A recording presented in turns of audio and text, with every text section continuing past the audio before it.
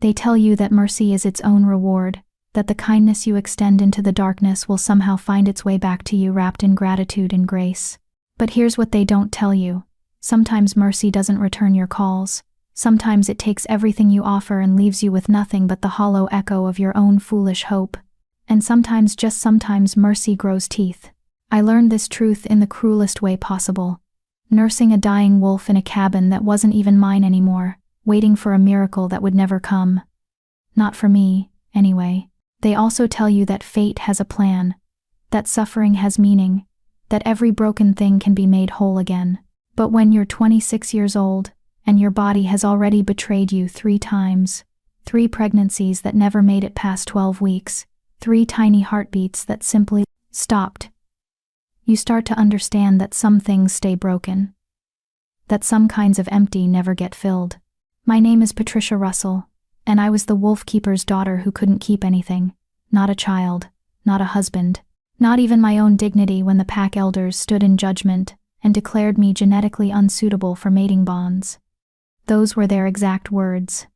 Not infertile, not unfortunate, unsuitable, as if I were a faulty product being recalled from the shelves. My ex-husband Dane had looked almost relieved when they annulled our marriage.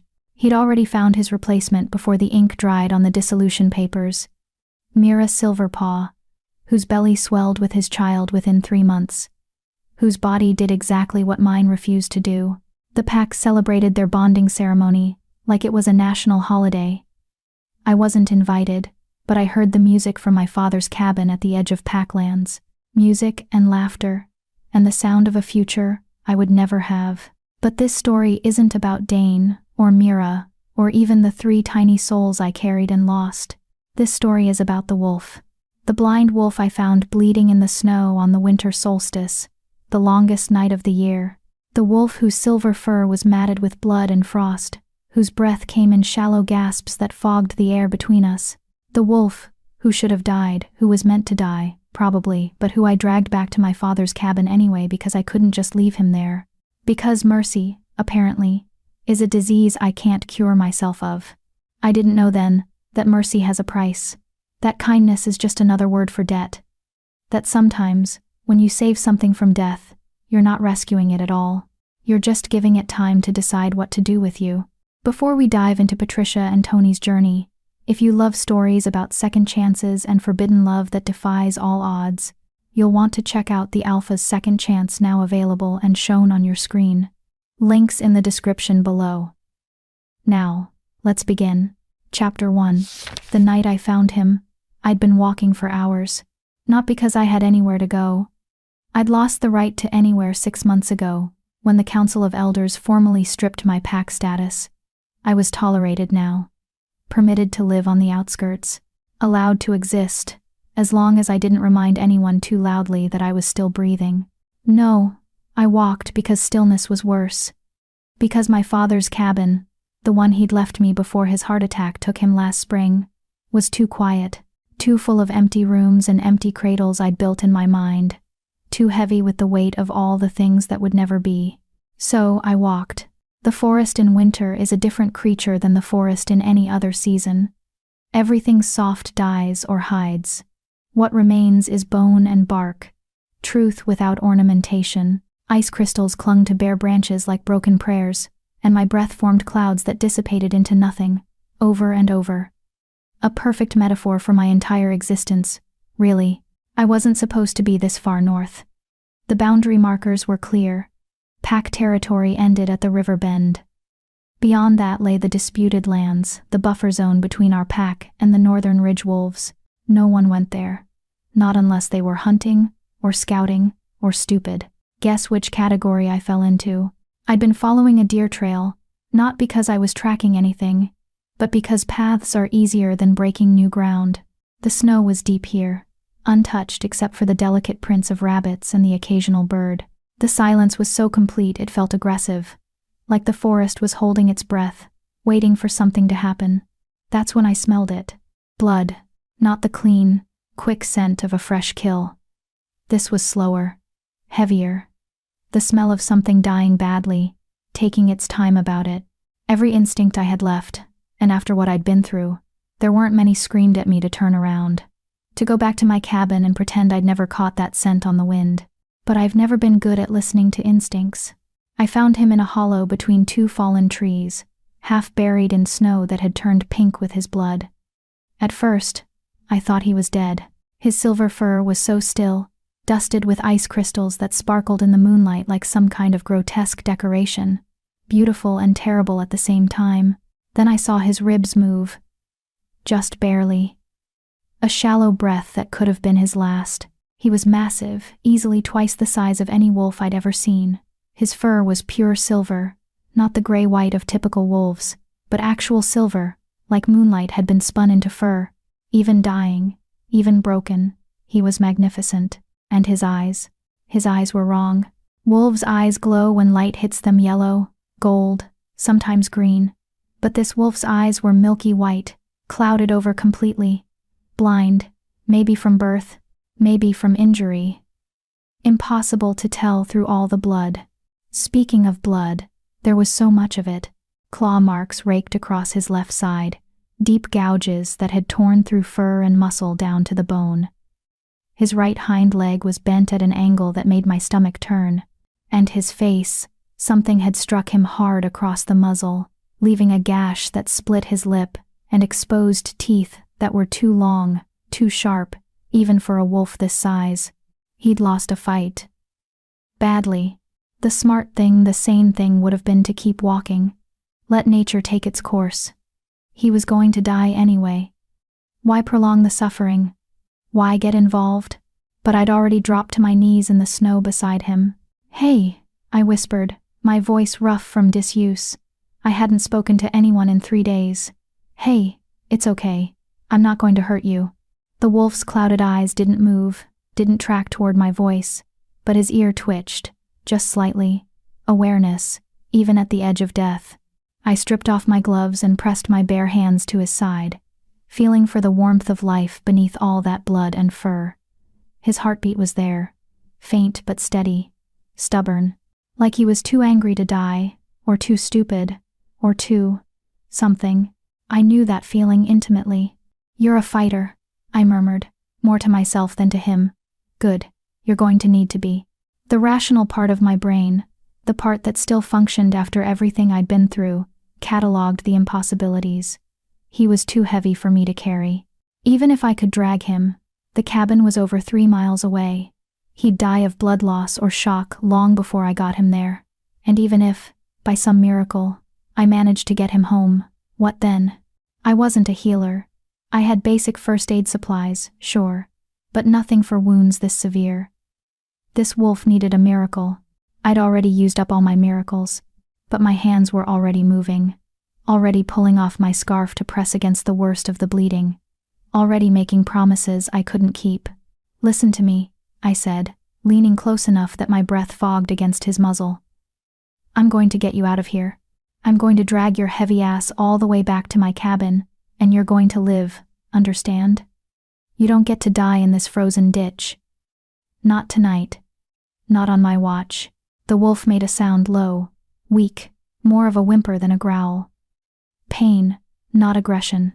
"I know," I whispered. "I know it hurts, but dying hurts worse. Trust me on that." I didn't have rope. I didn't have a sled.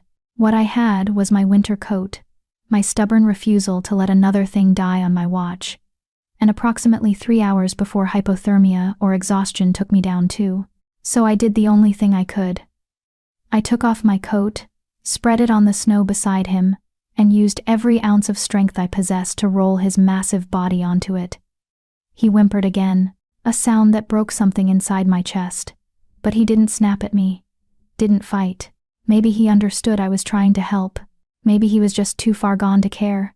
I grabbed the coat's arms and started pulling, 3 miles through snow, dragging a wolf that probably weighed as much as I did. My muscles screamed. My lungs burned. Ice formed in my hair and eyebrows. My fingers went numb, then painful, then numb again. Several times I fell. Twice I almost gave up, but I kept thinking about those clouded eyes. About how he'd fought to take one more breath, and then another, even when his body was done. About how neither of us deserved to die alone in the snow. So, I pulled, and pulled, and pulled. By the time I saw the cabin's lights through the trees, I was hallucinating. Seeing my father standing on the porch, pipe smoke curling into the night air. Seeing Dane, reaching for me with the ghost of the love he used to have. Seeing 3 small figures holding hands in the snow, my children who never were, who would never be. I blinked. And they were gone. Just the cabin. Just the wolf. Just me. I got him inside, somehow, shoved furniture out of the way, dragged him close to the fireplace, built the fire higher than I should have, feeding it log after log until the cabin was almost too hot. Then I pulled out every clean towel, every sheet, every scrap of fabric I owned.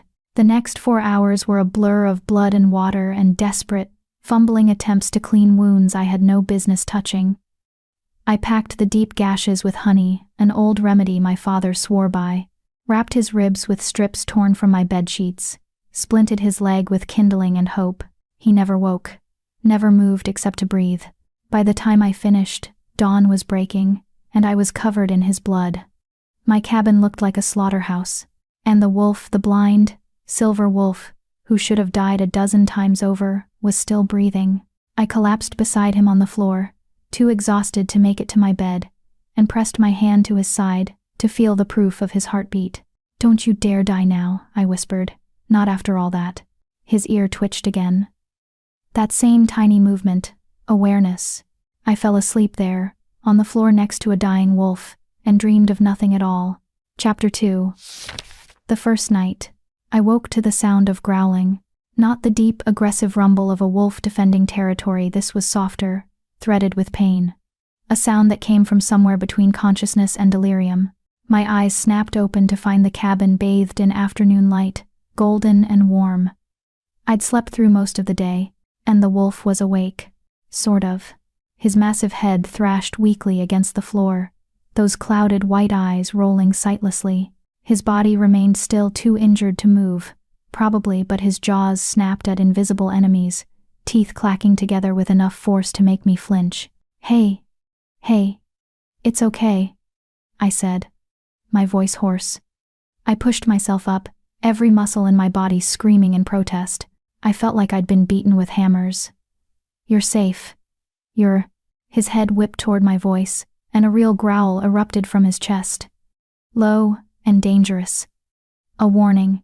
I froze. Right. He was blind. He couldn't see me, couldn't know I was the one who'd pulled him from the snow. For all he knew, I was the thing that had torn him apart in the first place. For all he knew, I was his killer, just taking my time about it.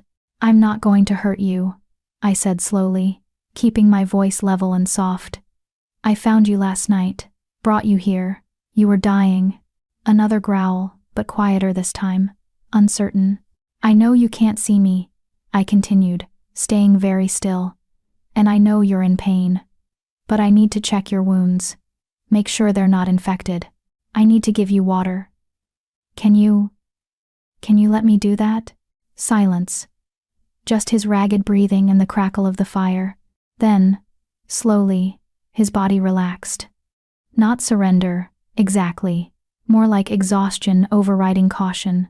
His head lowered back to the floor, though his muscles remained taut, ready to strike if I made the wrong move. I took that as permission. Moving carefully, telegraphing every motion even though he couldn't see it, I approached. "I'm coming closer now, just to check the bandages. I'm going to touch your side." My hand made contact with his ribs, and he flinched but didn't snap. Up close, I could feel the heat radiating from his body, too much heat. Fever, almost certainly. The wounds were fighting infection, and his body was fighting back. The bandages were soaked through with blood and something else. Fluid. Not good. "Okay," I murmured, more to calm myself than him. "This is going to hurt, but I need to clean these again." I spent the next hour working in careful silence, changing bandages, cleaning wounds that looked angrier than they had the night before, red and swollen, hot to the touch. He whimpered occasionally but never tried to bite, never pulled away, just endured. When I finally finished, I sat back on my heels and really looked at him. Even broken, even sick, he was extraordinary. That silver fur caught the light like water, rippling with each breath. His paws were enormous, tipped with black claws that could have gutted me without effort. And his face, despite the wound across his muzzle, had a strange nobility to it, like he'd been something important once, before whatever had reduced him to this. "You need water," I said, "and food, if you can keep it down." I brought a bowl of water first, holding it close to his muzzle. He sniffed, hesitated, then drank. Not much, but enough. Good sign. Food was trickier. I had dried meat venison from last season's hunt, but giving solid food to a wolf this injured seemed like a bad idea. So I made broth instead, boiling the meat until the liquid was rich and dark, then cooling it enough that it wouldn't burn. "Here," I said, cupping my hand and letting the broth pool in my palm. "Try this." I held my hand near his muzzle, and after a moment, his tongue darted out, tasting, testing.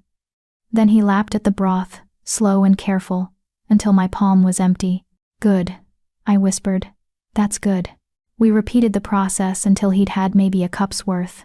Not enough, but better than nothing. When he turned his head away, I knew he was done. The afternoon bled into evening.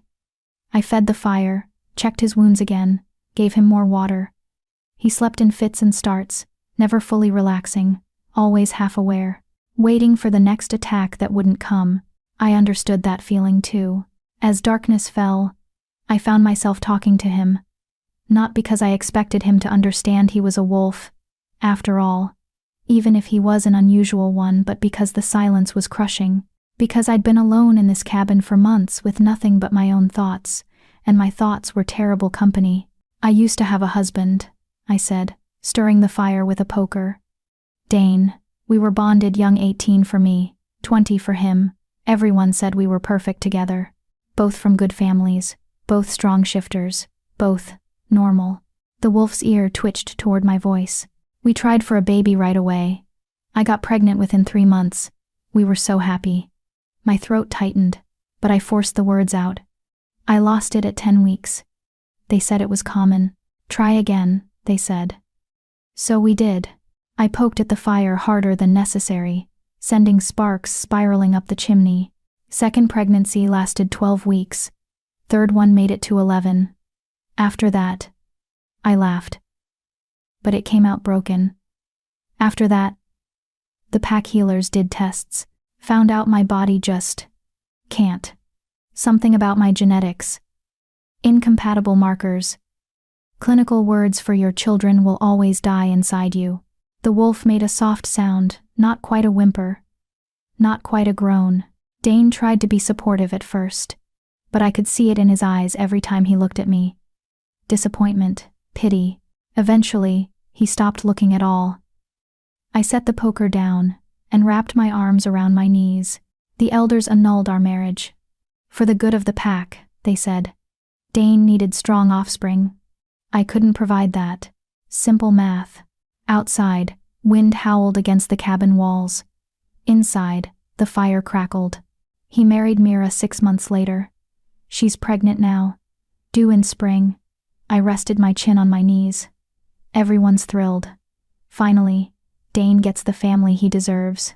The family I couldn't give him. Silence, except for the wolf's breathing. I'm not telling you this for sympathy. I continued. I haven't talked to anyone in months, and you can't exactly judge me, can you? You're too busy trying not to die. The wolf's head shifted slightly, angling toward me more directly. Those clouded eyes seemed to stare right through me, even though I knew he couldn't see anything. I saved you because I couldn't save them, I admitted, the truth spilling out like poison from a wound. My babies, I couldn't save any of them, but maybe I could save you. Maybe that counts for something. The wolf was silent for a long moment. Then, slowly, he did something that stole my breath. He moved. It clearly cost him every muscle in his body, tensed with the effort. But he dragged himself across the floor, inch by painful inch, until his massive head rested against my leg. Not aggressive. Not demanding. Just there. Contact. Connection. The first gentle touch I'd felt in half a year. I stared down at him. This broken wolf who had no reason to trust me. Who should have been afraid of me. who was offering comfort when he had none to spare. "You're not supposed to do that," I whispered, my voice cracking. "You're supposed to be feral, dangerous. You're supposed to bite me for touching you." His eyes remained closed, but his breathing evened out. Relaxed.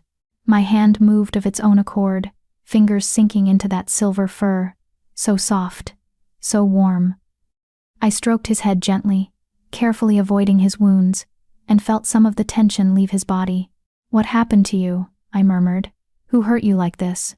No answer, of course. Just the steady rise and fall of his breathing. I sat there for hours, my hand in his fur, watching the fire burn down to embers and rebuild it again without moving. Without disturbing this strange peace we'd found. At some point, I started telling him a story. Not my story. I'd dumped enough of my misery on this poor creature. No. I told him a fairy tale.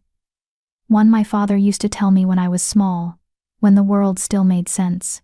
"Once upon a time," I began, my voice soft, "there was a kingdom where everyone could fly except one girl. She was born without wings, and all the other children mocked her, called her Crawler, made her feel small and broken." The wolf's ear twitched, listening. "One day, she found a dragon at the edge of the kingdom. A huge, terrible dragon with scales like midnight and eyes like stars. Everyone was terrified, but the girl wasn't, because she recognized something in that dragon's eyes." My fingers traced patterns in his fur, mindless and soothing. She saw loneliness, the same loneliness she felt. So instead of running, she sat with the dragon. Day after day, didn't try to fix him, didn't try to change him. Just sat. Outside, an owl hooted. The fire popped.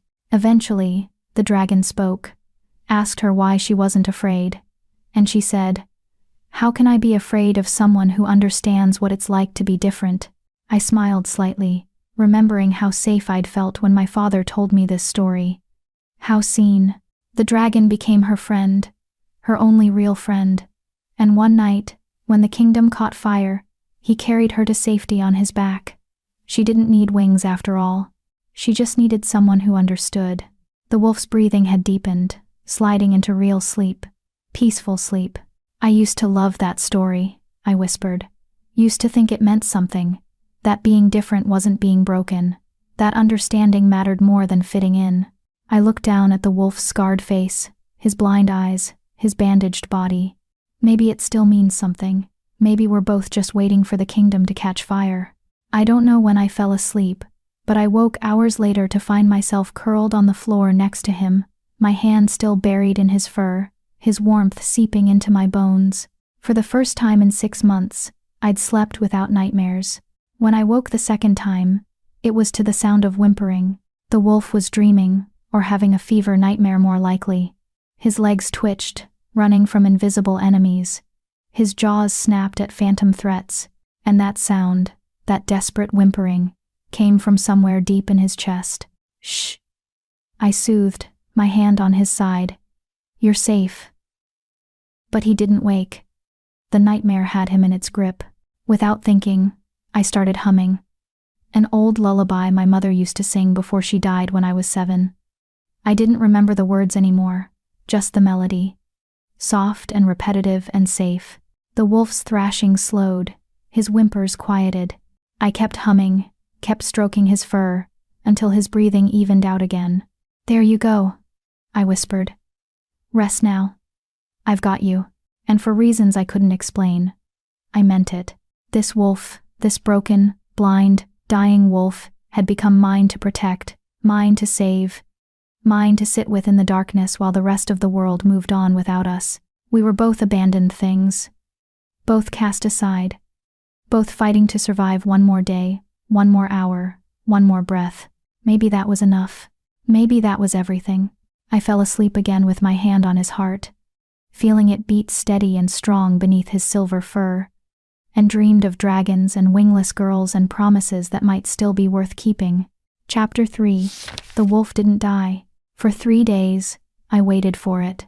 Checked his breathing every hour, expecting to find it stopped. Changed his bandages, expecting to find the wounds blackened with rot. Fed him broth and water, expecting him to reject it, to finally give up. But he didn't. Slowly, impossibly slowly, color returned to his gums. The fever broke on the second night, leaving him weak but lucid. By the third day, he could lift his head without trembling, could eat solid food if I tore it into small pieces, could even stand briefly, though his splinted leg wouldn't bear weight. He should have died. Every law of nature said he should have died. But he was stubborn. Or maybe I was. Maybe we were both too angry at the universe to give it the satisfaction. On the fourth night, everything changed. I'd been reading by the fire one of my father's old books about pack history, boring enough to make my eyes heavy. The wolf was dozing nearby, his breathing deep and even. Peaceful. I'd gotten used to his presence. The cabin felt less empty with him in it. Less like a tomb. Then he spoke.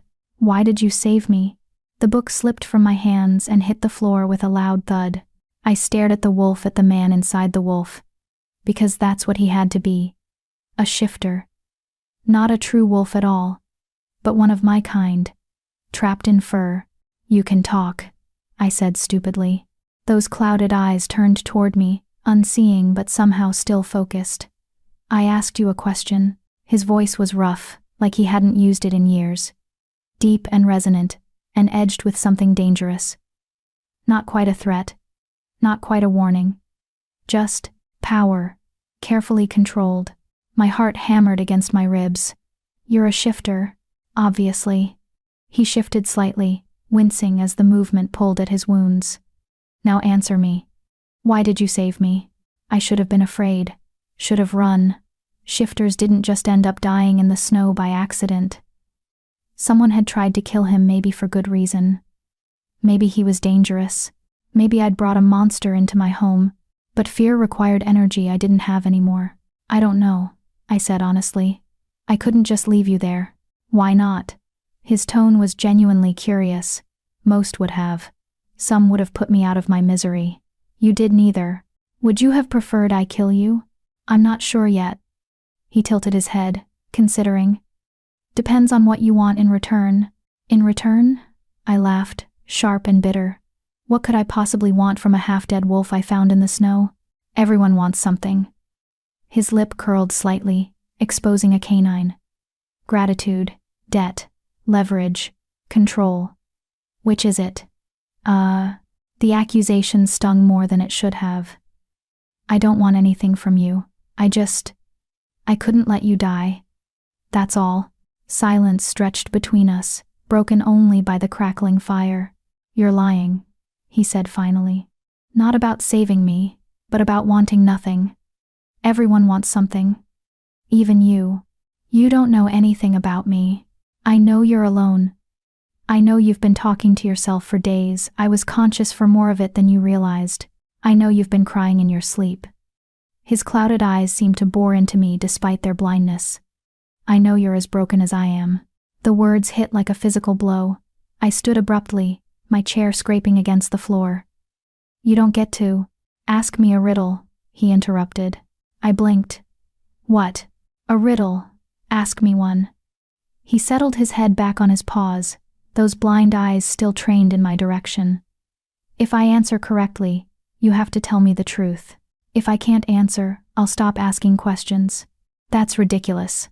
"Is it? You clearly like stories. You've been telling them to me for 3 days." Something that might have been amusement flickered across his scarred face. "Humor me. I'm bored and injured. Entertainment is the least you can offer." Despite myself, I felt my lips twitch. "You're insane." "Possibly. The riddle? I shouldn't have played along. Should have told him to shut up and sleep. Should have maintained some kind of boundaries with this stranger who wasn't quite a stranger anymore. But I was so tired of silence. So tired of my own thoughts. And there was something almost playful in his tone. Despite the pain, despite the danger, despite everything. "Fine." I crossed my arms, thinking. My father used to love riddles, had taught me dozens. "I have no voice, but I can tell you stories. I have no hands, but I can hold you tight. I have no heart, but I can break yours. What am I?" The wolf, the shifter, was quiet for a long moment. His ears twitched, processing. "A book," he said finally. "That was too easy. You weren't trying." He shifted, settling more comfortably. Now, your turn. Why did you really save me? The playfulness evaporated. Back to this. I sat down slowly, staring into the fire instead of at him. I told you. I couldn't leave you. Why? Because… The words stuck in my throat. Because I know what it's like to be left behind to die. And I wouldn't wish that on anyone. Not even a stranger. Truth. Raw and ugly and real. The wolf was silent for a long time. Then, who left you? Everyone. I laughed, but it came out hollow. My husband. My pack. My own body. In a way, everyone who mattered decided I wasn't worth keeping. Why? Does it matter?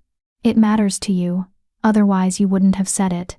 Damn him for being perceptive. I can't have children, I said flatly. In a pack that values strength and lineage above everything else, that makes me worthless. So they excised me. Politely, legally, but completely. Another long silence. Then, your pack is full of fools. I looked at him sharply. You don't know that. I know that strength takes many forms. I know that value isn't measured in offspring alone. His blind eyes remained steady on me, and I know that anyone who would cast aside someone brave enough to drag a dying wolf through 3 miles of snow is an idiot. Something cracked in my chest, not breaking, more like thawing. Ice that had been frozen for so long I'd forgotten it could melt. You don't owe me compliments, I said quietly. I don't need pity. Good, I'm not offering any.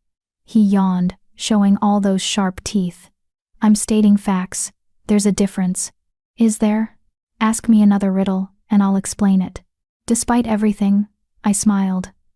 Actually smiled. You just want to show off. I'm blind, half dead, and stuck on your floor. Let me have something. Fair point. I thought for a moment, reaching for something harder. I can be cracked. I can be made. I can be told. I can be played. What am I? A joke, he said immediately. Damn it. I'd thought that would take longer. You're good at this. I had a good teacher. Something shifted in his expression, pain, but not physical. Memory. A long time ago. Who? He didn't answer. Instead, the difference between pity and fact is this: pity assumes you're lesser. Fact simply acknowledges what is. I don't think you're lesser for being barren. I think your pack is lesser for treating you as if you are. The word barren should have stung. Coming from him, somehow, it didn't, because he said it like a fact, not a judgment, like saying I had brown eyes or pale skin, just a characteristic, not a condemnation. You're strange, I said. I'm told that frequently. Who are you? The question slipped out before I could stop it. I mean, really. You're not just some random wolf. Shifters don't end up that badly injured without a story. His expression shuddered. That's not part of the riddle game. Then give me another question to answer. Fair trade. He considered this. Then, why do you tell stories? To me, I mean, you've been doing it every night. Because I'm lonely. Because you listen without judging. Because it's easier to talk to you than to face my own thoughts. Because everyone deserves stories, I said instead. Even dying wolves who won't tell me their names. I never said I was dying. You're certainly not thriving. That startled a sound from him, almost a laugh, cut short by pain. He winced, his body tensing. Don't, I said quickly, moving toward him. Don't laugh. You'll tear something. Then stop being amusing. I'm not trying to be amusing. I'm just… I knelt beside him, checking the bandages on his ribs. Still secure, thank the gods. I'm just talking, like a normal person. There's nothing normal about you. I paused, my hand on his side. Is that an insult or a compliment? Haven't decided yet. His clouded eyes tracked toward my hand, or tried to. He couldn't see it, but he could feel it. You have gentle hands. The observation was so quiet, so unexpected, that I almost missed it. They're just hands, I said. No, they're kind hands, careful hands, hands that could have let me die but chose not to. He was quiet for a moment, hands that have held loss and still reached out anyway. My throat tightened. You really need to stop doing that. Doing what? saying things that make me feel like I'm not completely broken. Maybe you're not. You don't know me well enough to make that assessment. Then let me know you better. He shifted, settling under my touch. Tell me another story. Not a fairy tale this time. A real one. About what? About why you're here, in this cabin, alone. It wasn't a question. Not really. But it felt like an invitation. To be seen. To be heard. To matter. Even just for a moment. So I told him. About my father, who'd been the pack's wolf keeper until his heart gave out. About inheriting this cabin and the responsibility that came with it, except I'd lost the right to keep the pack's wolves when my status was revoked. About Dane. And the 3 pregnancies that never made it. About the annulment and Mira's perfect, swelling belly. About the council meeting, where they'd stripped everything from me except my life. And even that felt like a technicality. He listened without interrupting.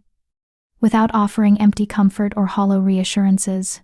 When I finished, the fire had burned low, and my voice was hoarse. Your turn, I said. Tell me who you are. No.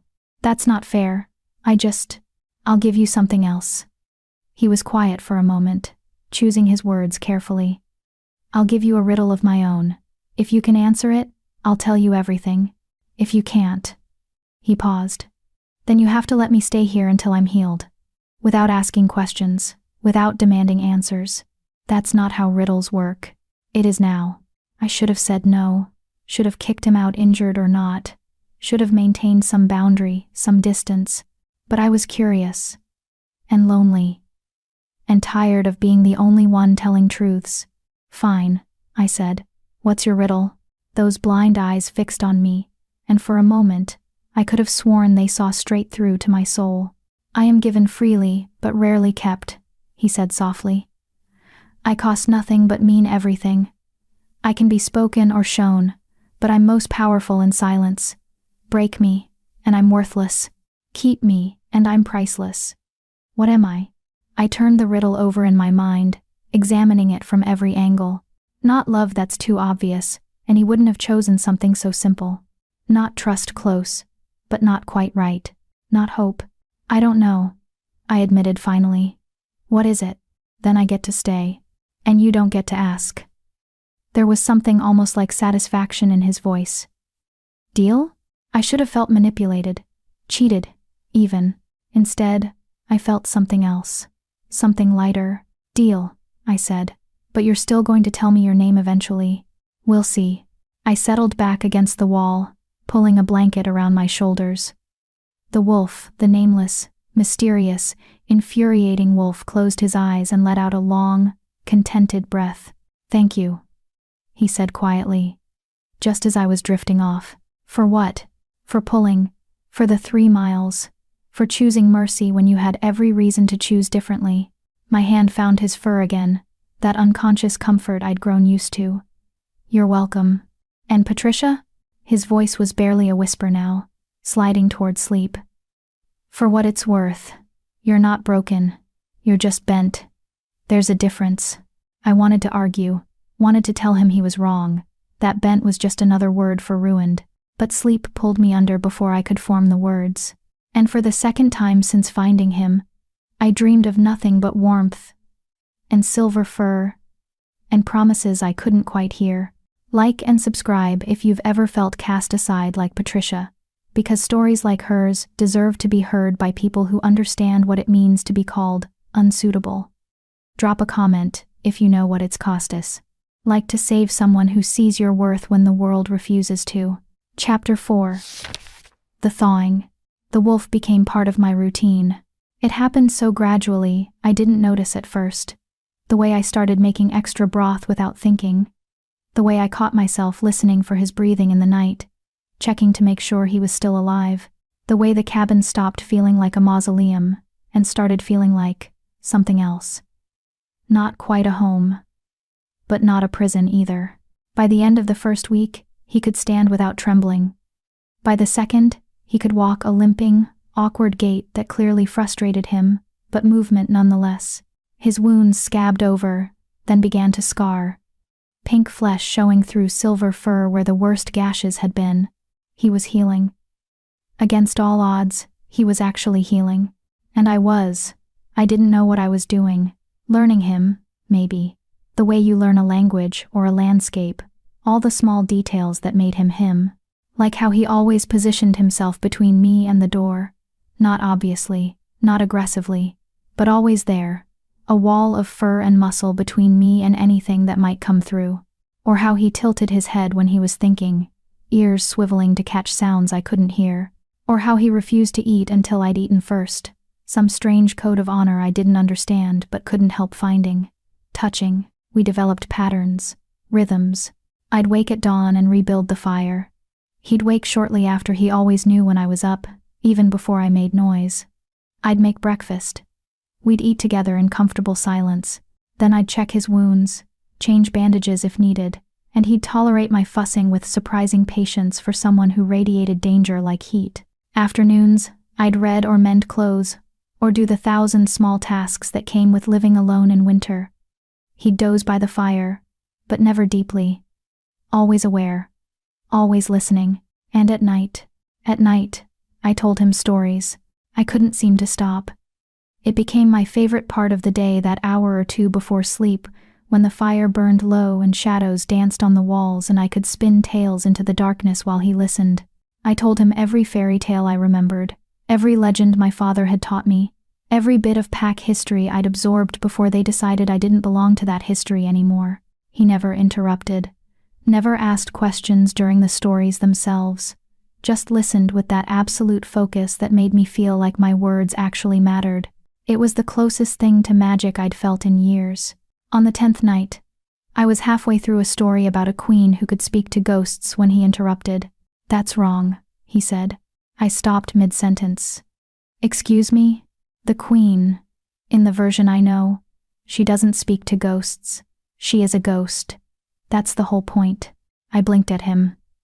"There are multiple versions?" "Of course there are. Stories change depending on who tells them." He shifted, getting comfortable. "Tell it the other way." "It's better. I don't know the other way." "Then I'll tell you." And he did. His voice was different when he told stories, richer, more textured. Like he'd spent years learning exactly how to shape words into meaning. He told me about the ghost queen who couldn't remember how she'd died, who haunted her own castle searching for the truth of her murder. About the young king who fell in love with her despite or maybe because of her transparent, flickering form. It was beautiful and tragic, and completely different from the version I knew. "Where did you learn that?" I asked when he finished. "Does it matter?" "It might. That's an old story. Northern Ridge territory, if I'm remembering right. My father said they tell it differently up there." Silence. The kind that felt heavy with things unsaid. "You're from Northern Ridge," I said slowly, pieces clicking together. "That's why you were in the disputed lands. You weren't lost. You were..." "Careful, Patricia." His voice dropped to something dangerous. "Remember our deal. No questions about who I am." "That's not fair. You're the one who brought it up. I told you a story. That's all." I wanted to push, wanted to demand answers. But something in his posture, the way his muscles had gone tense, ready to bolt despite his injuries, made me stop. "Fine," I said. "No questions. But I get to tell the next story my way." "Fair enough." The tension eased. He relaxed back into his spot by the fire. "Though for what it's worth," he added quietly, "your version wasn't wrong. Just softer. You tell stories like someone who still believes in happy endings.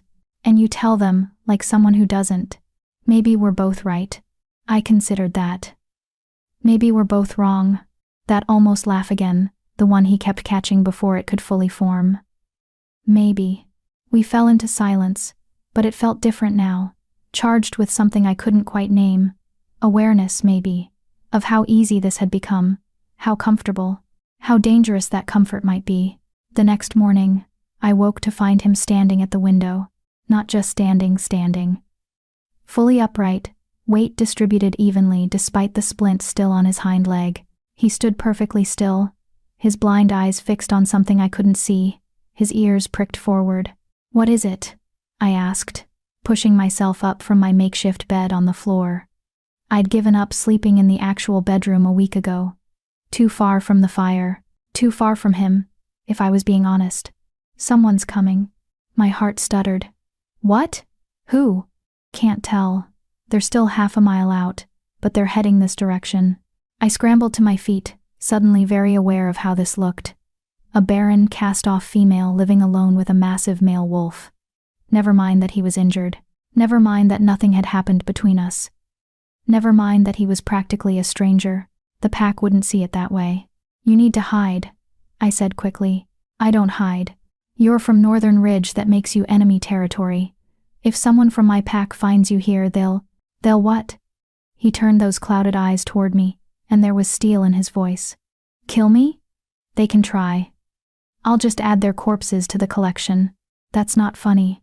I'm not joking.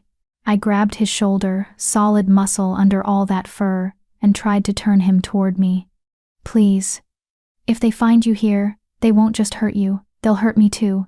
Harboring an enemy shifter is treason, he finished, his voice going soft. I know. Then why? Because I'm tired of hiding. But even as he said it, I felt him start to move, limping toward the back room, the one I used for storage. But I won't let them punish you for my presence. I'll hide. Thank you. He paused at the doorway, his head turning back toward me. Patricia? Yes? If things go wrong, if they try to hurt you, you run. Understand? Don't try to protect me. Just run. I'm not going to. Promise me. The intensity in his voice made my breath catch. This wasn't a request. It was something deeper. Something that felt like it mattered in ways I didn't understand yet. I promise, I lied. He knew I was lying. I could see it in the way his jaw tightened, but he nodded and disappeared into the back room. I had just enough time to splash water on my face and smooth my hair before the knock came. 3 sharp raps. Authoritative. Official. My stomach dropped. I opened the door to find Elder Torvin standing on my porch, his gray beard dusted with snow, his eyes sharp and assessing. Behind him stood 2 younger males pack guards. Their expressions were carefully neutral, but their hands rested on the hilts of silver knives. They weren't here for a friendly visit. Elder Torvin, I said, keeping my voice steady. What brings you all the way out here? May we come in? It wasn't really a question. I stepped aside, gesturing them in. My heart hammered against my ribs as they entered, their eyes sweeping the cabin with practiced efficiency, taking in the extra blankets by the fire, the 2 bowls I'd forgotten to put away, the bandages I'd left on the table. Torvin's eyes lingered on the bandages. You've been hurt? Just a cut. Chopping wood. Nothing serious. He didn't sound convinced.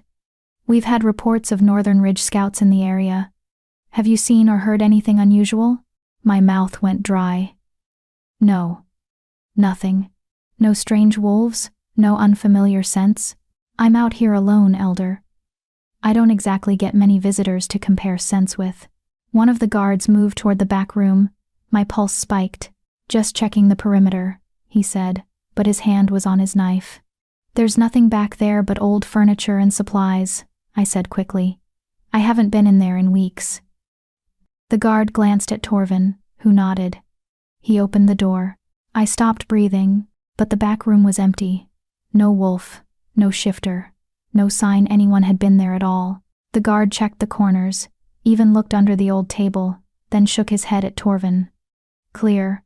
How? Where had he? We're concerned about your safety, Torvin said, drawing my attention back. A female alone, this far from packlands, with tensions rising between territories. Perhaps you should consider moving closer to the main compound. I'm fine here, I said, fighting to keep my voice level. This is my father's cabin. My home. Your father is dead, Patricia, and you have no standing in the pack to claim territorial rights. His voice wasn't cruel, just matter of fact, stating the truth as he saw it. If something happened to you out here, no one would know. No one would come looking. The words landed like blows, each one precisely aimed. I appreciate your concern, I said through clenched teeth. But I'm not leaving. Torvin studied me for a long moment, then sighed. Very well, but be vigilant. If you see anything unusual, you report it immediately. Understood? Understood. He turned to leave, the guards following. At the door, he paused. Oh, and Patricia? We've arranged a marriage for you. The world tilted. What? Beta Garrett has agreed to take you as a second wife. Purely political, of course. He needs someone to manage his household, and you need pack protection. The ceremony will be in 3 weeks. I can't. It's already decided. His tone brooked no argument. The council approved it this morning. Garrett will send for you when the arrangements are finalized. He left before I could form a coherent protest, the guards pulling the door shut behind them. I stood frozen in the center of my cabin, the walls suddenly closing in. A second wife. To Beta Garrett, who was 43 and already had a wife and 3 children, who needed a household manager, not a partner. Who would use me for labor and nothing else, because what else could I offer? I was being traded. Again. Passed from hand to hand like property. They're gone. I spun around to find the wolf. No, the man, because he'd shifted standing in the doorway of the back room. He was. God's. He was beautiful, tall, easily over 6 feet, with silver white hair that fell to his shoulders in waves that matched his fur. His body was carved from muscle and scars, his skin pale except for the healing wounds that stood out in angry red lines across his ribs and thigh. And his eyes were still clouded white, still blind, but somehow even more intense in this form. He was also completely naked. How did you? I started. Crawled out the window, circled around the cabin, came back in through the storm cellar. He leaned against the doorframe, clearly exhausted from the effort. Told you I don't hide. I just strategically relocate. You're insane.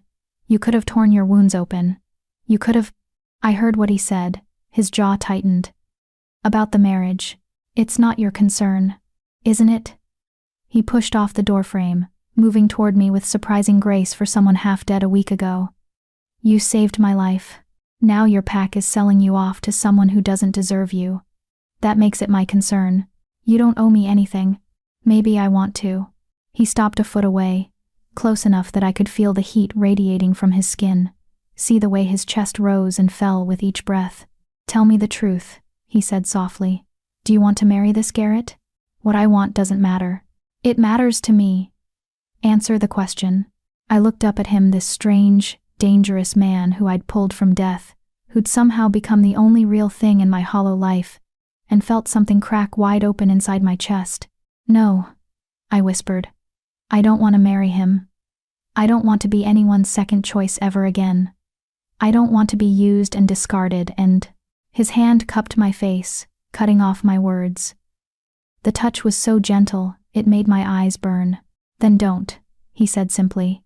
Stay here, let me heal, and when I'm strong enough, I'll make sure no one ever treats you as less than you are again.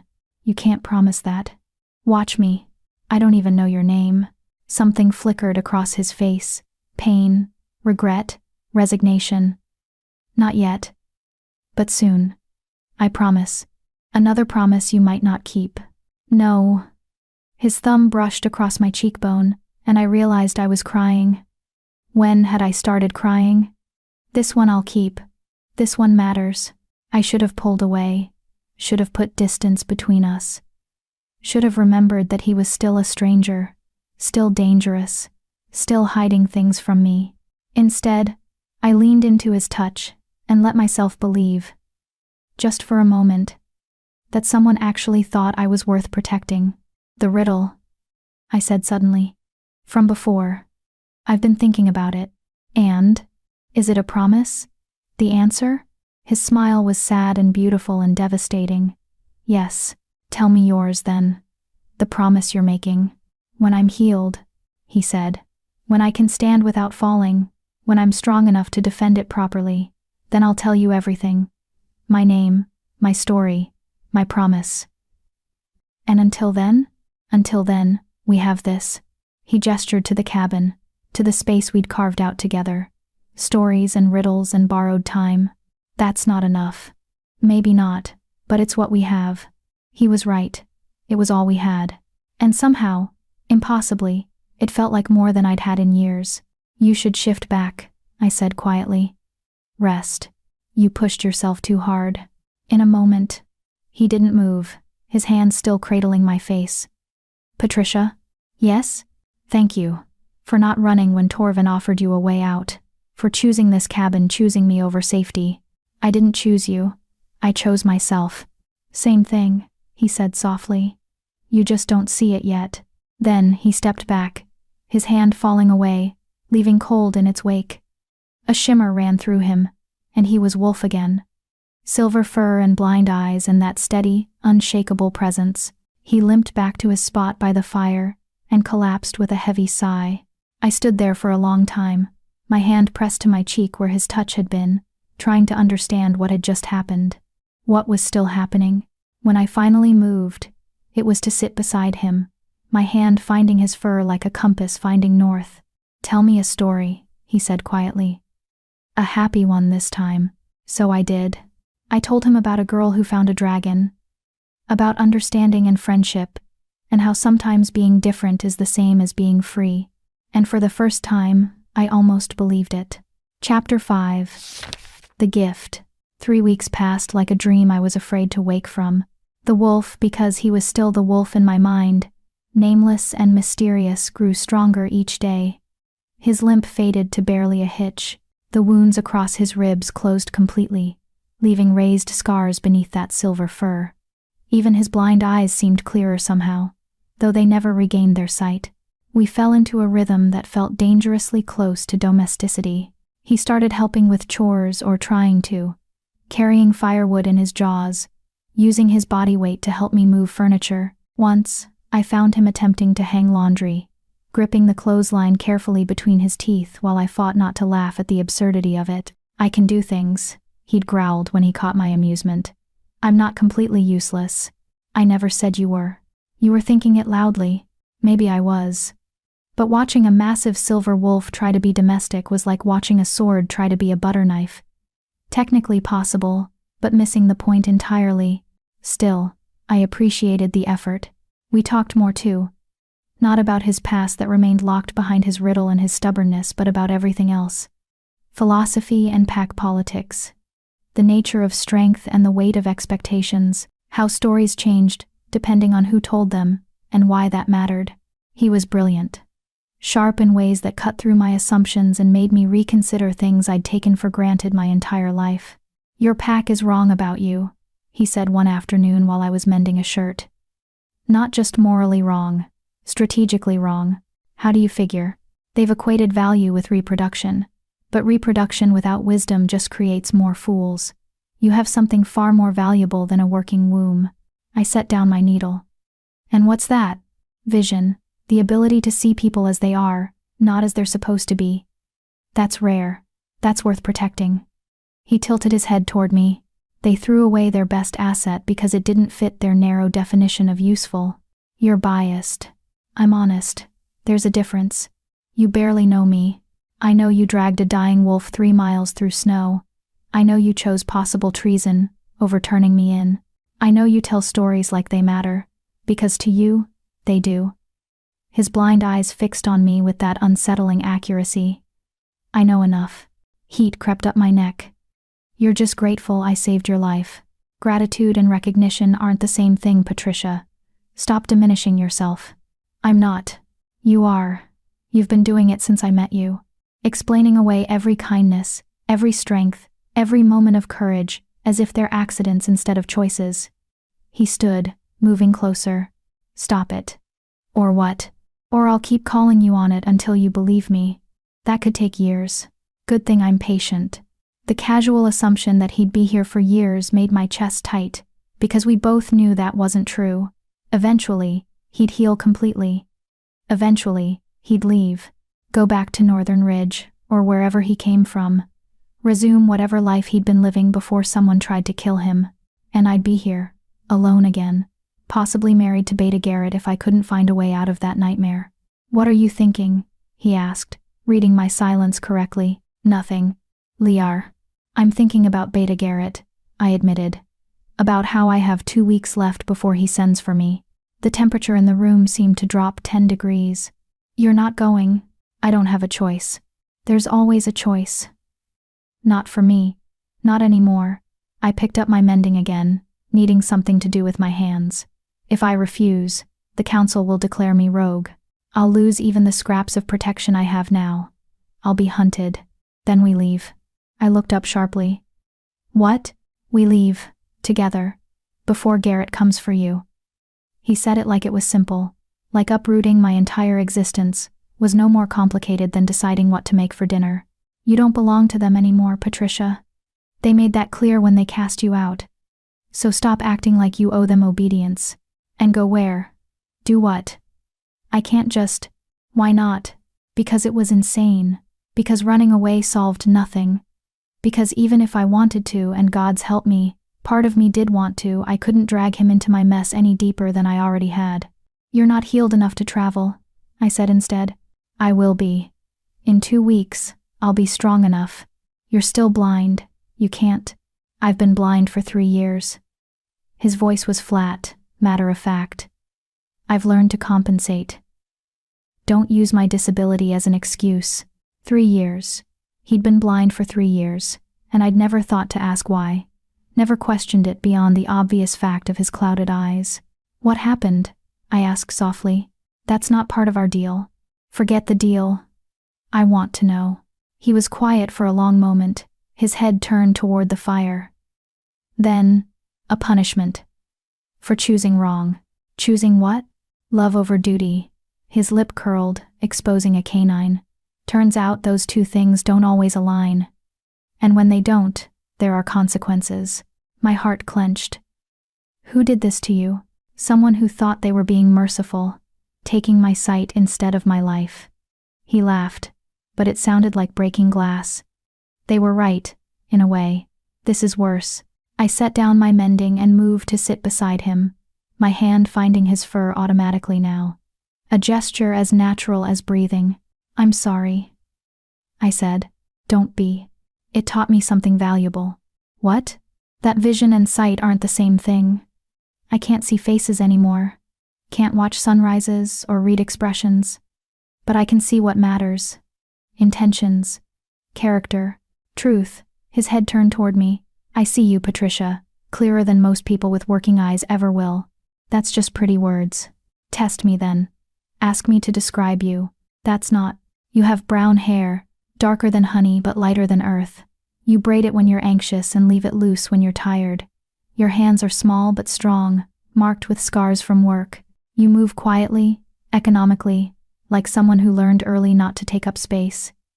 His voice softened. And when you smile, which is rare, it's like watching the sun break through storm clouds. Tentative, surprised at its own existence. Beautiful. I couldn't breathe, couldn't think, couldn't do anything but sit there while his words rearranged something fundamental inside me. How? I finally managed. I listen. I pay attention. I remember every detail because details are all I have. He shifted closer, his shoulder pressing against my leg. You think I can't see you? I see you better than anyone ever has. Better than Dane did, certainly. Better than your pack does. Stop. Why? Because it makes you uncomfortable? Because you've convinced yourself you're not worth seeing? Because it's not real. The words burst out of me, sharp and desperate. Whatever you think you see, it's gratitude, proximity, trauma bonding. It's not real, isn't it? It can't be. We've known each other for 3 weeks. You don't even trust me enough to tell me your name. That landed.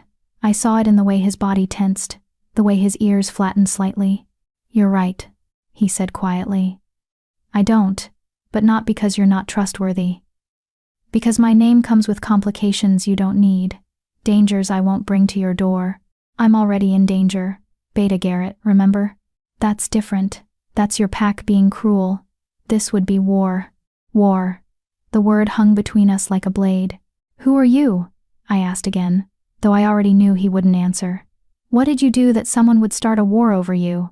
Nothing. Everything. Does it matter? He sighed, the sound heavy with exhaustion. All that matters is that I won't let them take you. Not Garrett, not the council, not anyone. You can't promise that. I already did. The night Torvin came. I promised you'd never have to be anyone's second choice again. That was a promise I intend to keep. I wanted to argue, wanted to tell him he was being ridiculous, that he couldn't protect me from my own pack, that promises made by nameless strangers meant nothing, but I couldn't, because some traitorous part of me believed him. 2 days later, I woke to find something impossible waiting for me. The back room, the one I'd converted to storage after my father died, had been transformed. Where old furniture and dust had lived, there were now shelves, dozens of them, built from the scattered lumber and scrap wood I'd had piled in the corner. They lined every wall, floor to ceiling, precisely measured and carefully crafted. And on those shelves, books. Not my books, I only had a handful, and those were still by my bedside. These were new. Or old, rather. Beautiful leather-bound volumes with gold-embossed spines, hundreds of them, maybe thousands. A library. Someone had built me a library. I turned to find the wolf standing in the doorway, looking remarkably pleased with himself for someone who couldn't actually see the work he'd done. How? I breathed. I'm good with my teeth. And I may have borrowed from your pack's storage facilities last night. You stole from the pack? Borrowed. Aggressively. Without permission. He tilted his head. They have 3 libraries, and weren't using most of these books anyway. Seemed wasteful. You could have been caught. You could have been killed. But I wasn't. And now you have what you need. He moved closer, his blind eyes sweeping the room like he could somehow see it through my reaction. I remembered what you said that first night, about stories mattering, about everyone deserving them. My throat closed up completely. You can't just, I tried. I can. I did. He bumped his head against my hand, that familiar gesture of comfort. You've given me so much, Patricia. Your home, your care, your stories. Let me give you something back. This is too much. It's not enough. It'll never be enough. But it's a start. I walked into the room slowly, running my fingers over the spines. History and philosophy, poetry and folklore, technical manuals on healing and herb lore, even a few children's books, their covers worn from loving hands. He'd chosen carefully, thoughtfully. Every book selected with intention. How did you know which ones to take? I asked. I didn't. I took ones that felt important, heavy with use, books people had loved enough to wear down. He paused. Was I wrong? No. I pulled one down, a collection of Northern Ridge legends, beautifully illustrated. You were perfect. Read to me, he said suddenly. Pick your favorite, and read it. I want to hear how you sound when you're happy. So I did. I chose a book of poetry, old verses about winter and longing and the spaces between words. And I read to him while afternoon light filtered through the window, turning his silver fur to mercury and gold. His eyes closed, his breathing evened out. Content. Peaceful. And I realized, with sudden, terrifying clarity, that I was falling, not the gentle slope of affection or gratitude, the free-fall kind, the dangerous kind, the kind that ended in broken bones and shattered hearts. I was falling for a nameless wolf who would leave me eventually, who had to leave me because staying meant war. But in that moment, reading poetry in a library built from stolen books and impossible care, I couldn't bring myself to stop. Maybe I was always meant to fall. Maybe the only choice was how gracefully I could do it. That night, after I'd read until my voice gave out, after we'd shared dinner and settled by the fire, he asked me something unexpected. Do you regret it? Saving me? I looked at him, surprised. Why would I regret it? Because I've complicated your life, made everything harder. If I'd died in the snow, you could have married Garrett quietly, kept what little peace you had. That's not peace. That's just slow suffocation, maybe, but it's safe. I don't want safe, I said, surprising myself with the vehemence. I want. What? His blind eyes fixed on me. What do you want, Patricia? To matter, to be chosen, to wake up every morning and know that someone sees me as more than a broken vessel or a political convenience, to be loved. But I couldn't say that. Couldn't admit how desperately I wanted the impossible. I want to not regret the life I have left, I said instead. However long that is. Whatever it looks like. That's not an answer. It's the only one I have. He studied me for a long moment, then stood, shifted, The transformation was fluid now. Easy. Like his body was remembering how to move between forms without agony. He stood before me in human skin, naked and scarred and heartbreakingly beautiful, those clouded eyes seeing straight through every defense I'd built. "Ask me," he said softly. "Ask me again what my riddle meant." The answer. "A promise," I whispered. "You already told me." "Ask me which promise." My heart hammered against my ribs. "Which promise?"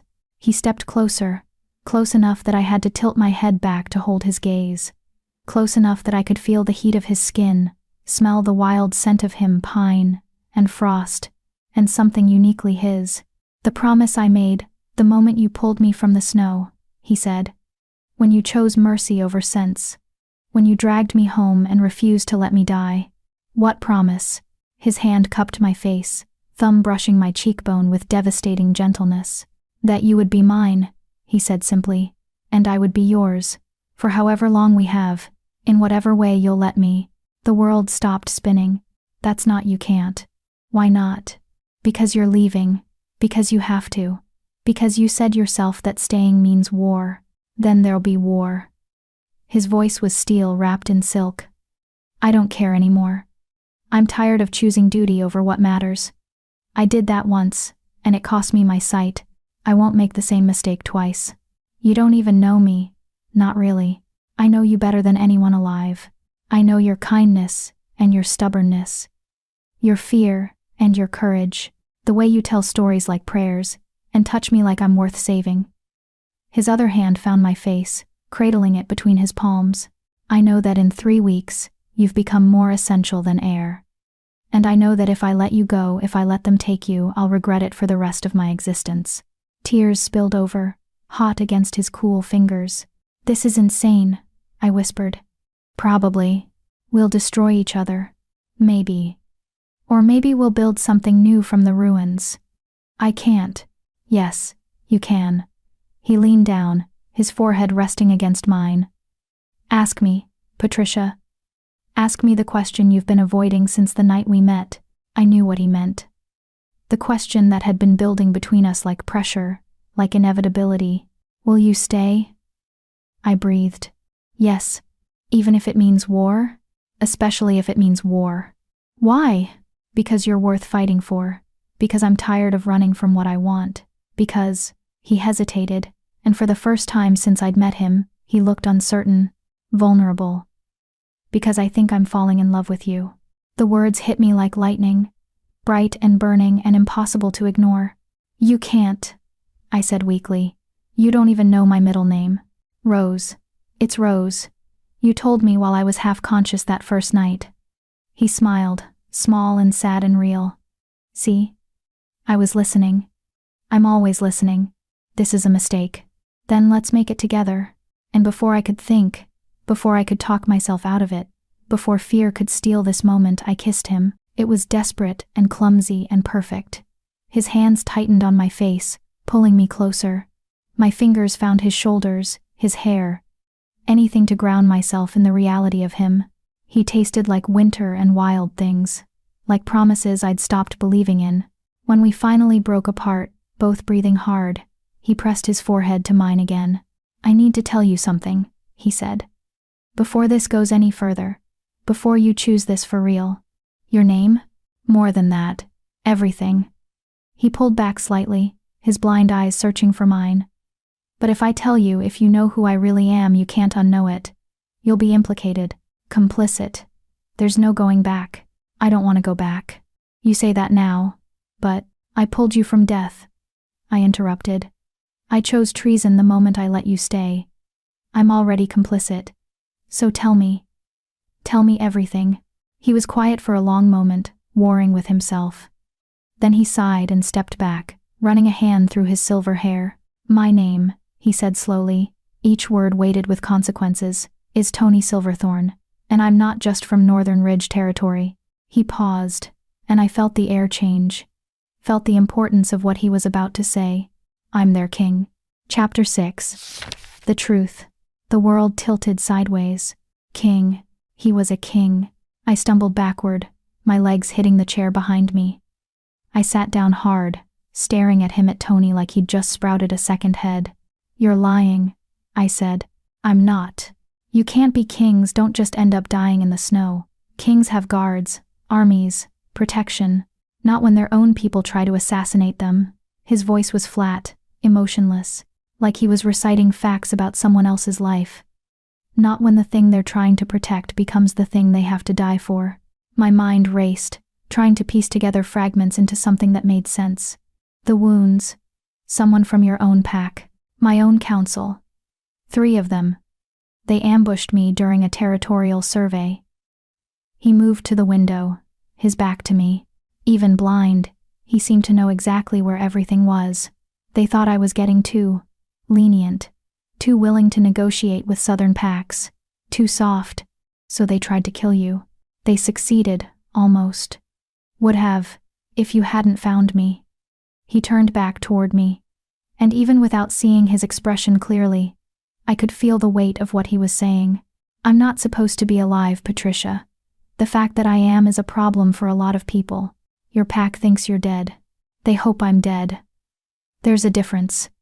He moved closer, slowly, like approaching a spooked animal. "My brother Larry, he's ruling as regent now. Acting king until they can confirm my death and make it official. Does he know you're alive?" "I don't know. Maybe. Probably." Tony's jaw tightened. "Larry and we disagreed about how to lead. About what strength means. About whether peace is possible or just a fantasy weak kings tell themselves. He was part of the ambush. I don't know that for certain, but he didn't stop it." The pain in his voice was palpable. He could have warned me, could have stood with me. He chose not to. I tried to absorb this, process it. A king. I'd been living with a king. Healing him. Feeding him. Touching him without ceremony or deference. Reading him poetry like he was just a person. "Why didn't you tell me?" I asked. "Because the moment you knew, you became a target." He crouched in front of me, his hands finding my knees. "If anyone discovers you've been harboring me, not just a northern ridge wolf, but their king, your pack won't just exile you. They'll execute you. Public trial, public execution, message to anyone else who might consider treason." The casual way he said it made my stomach turn. "And you let me risk that anyway." I tried to leave. His grip tightened on my knees. "That first week, when you were sleeping, I tried twice. Got as far as the tree line before I collapsed. My body wouldn't let me go. And then," he paused, "then I didn't want to anymore." "Why?" "Because for the first time in 3 years, someone saw me as just me. Not a king, not a symbol, not a political chess piece, just Tony." His voice dropped to a whisper. "You have no idea how rare that is, how precious. So you lied to me." I omitted. "There's a difference. Not a very big one. I know. And I'm sorry." He released my knees, sitting back on his heels. "But I'm not sorry for staying. Not sorry for the time we've had. Not sorry for falling in love with you, even though I shouldn't have. Even though it complicates everything. Love." He'd said it again, so casually, like it was fact. "You can't love me," I said. "You barely know me. I know you saved a dying stranger. I know you risked everything for someone who could give you nothing in return. I know you're braver than anyone I've ever met, even though you don't see it." He tilted his head, those clouded eyes finding mine with unnerving accuracy. "And I know that when you read poetry, your voice gets softer. When you're anxious, you braid your hair. When you think I'm sleeping, you touch my scars like you're trying to heal them with your hands alone." Heat flooded my face. "You were awake for that?" "For most of it." A ghost of a smile touched his lips. "You're not as quiet as you think. You should have said something." Why, so you'd stop?" He shook his head. "Never. Those moments were the only times I felt like maybe I could be more than what I was born to be. Maybe I could just be yours." The word yours did something to my chest, made it tight and full and terrifying. "This is insane," I said for what felt like the 100th time. "Even if I wanted this, even if I believed you, we can't. The math is irrelevant. It's not. Kings need heirs, legitimate bloodlines, political alliances. I stood abruptly, needing space, needing air. I can't give you any of that. I'm literally the worst possible choice for you. You're the only choice that matters. Stop saying things like that. Why? Because they're true? Because you're afraid to believe them? Because they're impossible. My voice cracked. Because even if you mean them now, eventually you'll realize what everyone else has. That I'm broken, that I'm not enough, that you made a mistake. He was on his feet in an instant, crossing the space between us in 2 strides. His hands found my face again, that touch I was starting to crave like oxygen. Listen to me, he said, his voice fierce. I have been king for 7 years. 7 years of negotiations and compromises and political marriages that never happened because I couldn't stomach binding myself to someone I didn't love. 7 years of being told who I should want, who I should choose, what my duty requires. His thumbs brushed away tears I hadn't realized were falling. And in those 7 years, I have never felt for anyone what I feel for you. This certainty, this need, this absolute conviction that if I let you go, I'll regret it until my dying breath. His forehead pressed to mine. So don't tell me you're not enough. Don't tell me I'll realize my mistake. I'm the one who's not enough for you, but I'm selfish enough to want you anyway. Tony, I know I'm asking for something impossible. I know loving me means war and danger, and a life you never chose. I know I have no right to ask. His voice broke slightly, but I'm asking anyway. Stay with me. Choose this. Choose us. And I swear on everything I am, I will spend the rest of my life making sure you never regret it. I wanted to say no. Wanted to be smart and careful and self-preserving. Wanted to protect myself from the inevitable heartbreak. But when I opened my mouth, what came out was, "What happens now?" He pulled back slightly, surprised. What? If I say yes, if I choose this, what happens? Do we run? Do we hide? Do we just wait here until someone finds us and executes us both? We go north. We go north. To Northern Ridge, where they tried to kill you. To my allies, the ones who still believe in what I was trying to build. His hand slid down to my shoulders. I can't take back the throne alone, but with help with people who believe peace is possible, maybe we can change things. And me? What happens to me in all this? You stand beside me, as my equal, as my... He hesitated, and I could feel the weight of what he wasn't saying. As my queen, if you'll have me. Queen. The word was absurd, laughable. Me, Patricia Russell, the barren outcast, the disposable daughter a queen. That's insane, I whispered. So you keep saying, I don't know how to be a queen. Good thing I don't know how to be a decent king. We can figure it out together. He smiled, and it transformed his face, made him look younger, hopeful. What do you say, Patricia Rose Russell? Will you choose impossible with me? I should have said no, should have been smart, should have protected my heart. Instead, I said, when do we leave? We had 6 days. 6 days before Beta Garrett would send for me. 6 days to plan, prepare, and figure out how to disappear without leaving a trail my pack could follow. 6 days to say goodbye to the only home I'd ever known. Tony spent those days regaining his strength, pushing his body harder than was probably wise, but he was determined to be ready, to be strong enough to protect us both when things inevitably went wrong, because they would go wrong. We both knew that. I spent those days gathering supplies, food that would travel well, warm clothes, medical supplies, everything we'd need to survive in the wilderness until we reached Northern Ridge territory. And at night, we planned. There's a safe house, Tony explained, tracing invisible maps on the floor between us. 3 days' travel northeast. Belongs to my most trusted advisor, Carolina. She'll hide us while we figure out next steps.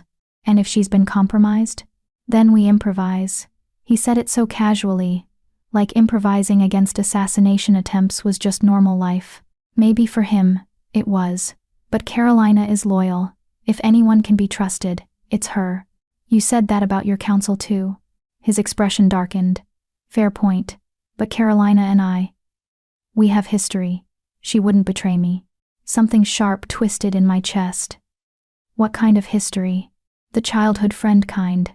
She's like a sister. He must have caught something in my silence because he added, "Only a sister, Patricia. We never. It's none of my business." "It is actually. If we're doing this, if you're choosing me, then it's absolutely your business." He reached for my hand, lacing our fingers together. "Carolina tried to court me once. Years ago. I declined. We've been friends ever since. Nothing more." "Why did you decline?" "Because she deserved someone who could love her completely. And I couldn't." He squeezed my hand. "I didn't understand why until I met you. I was waiting for this. For you." "That's a pretty story. It's the truth." Maybe it was. Maybe he actually believed it. But I'd heard pretty words before, had believed promises that turned to ash. Still, I let him hold my hand. Let myself pretend, just for a moment, that this could actually work. On the 5th night, I woke to find him gone. Panic seized my chest. I scrambled up, calling his name, checking the back room, the cellar, anywhere he might be. Nothing. He'd left. Of course he'd left. This had all been a fantasy. A game. He'd never intended to take me with him. Never meant those promises. I was just the convenient fool who'd saved his life and fallen for his lies. The door opened. Tony stepped through. Silver hair dusted with snow. Something dark staining his shirt. Blood. "What happened?" I demanded, rushing to him. "Are you hurt? Did someone?" "I'm fine. It's not my blood." He set something down on the table, a leather satchel, worn and heavy.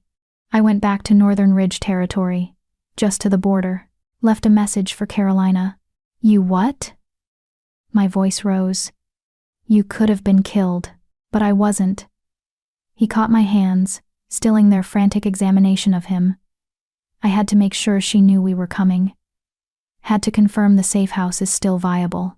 "You should have told me." "I would have. Come with me?" "Absolutely not. Too dangerous."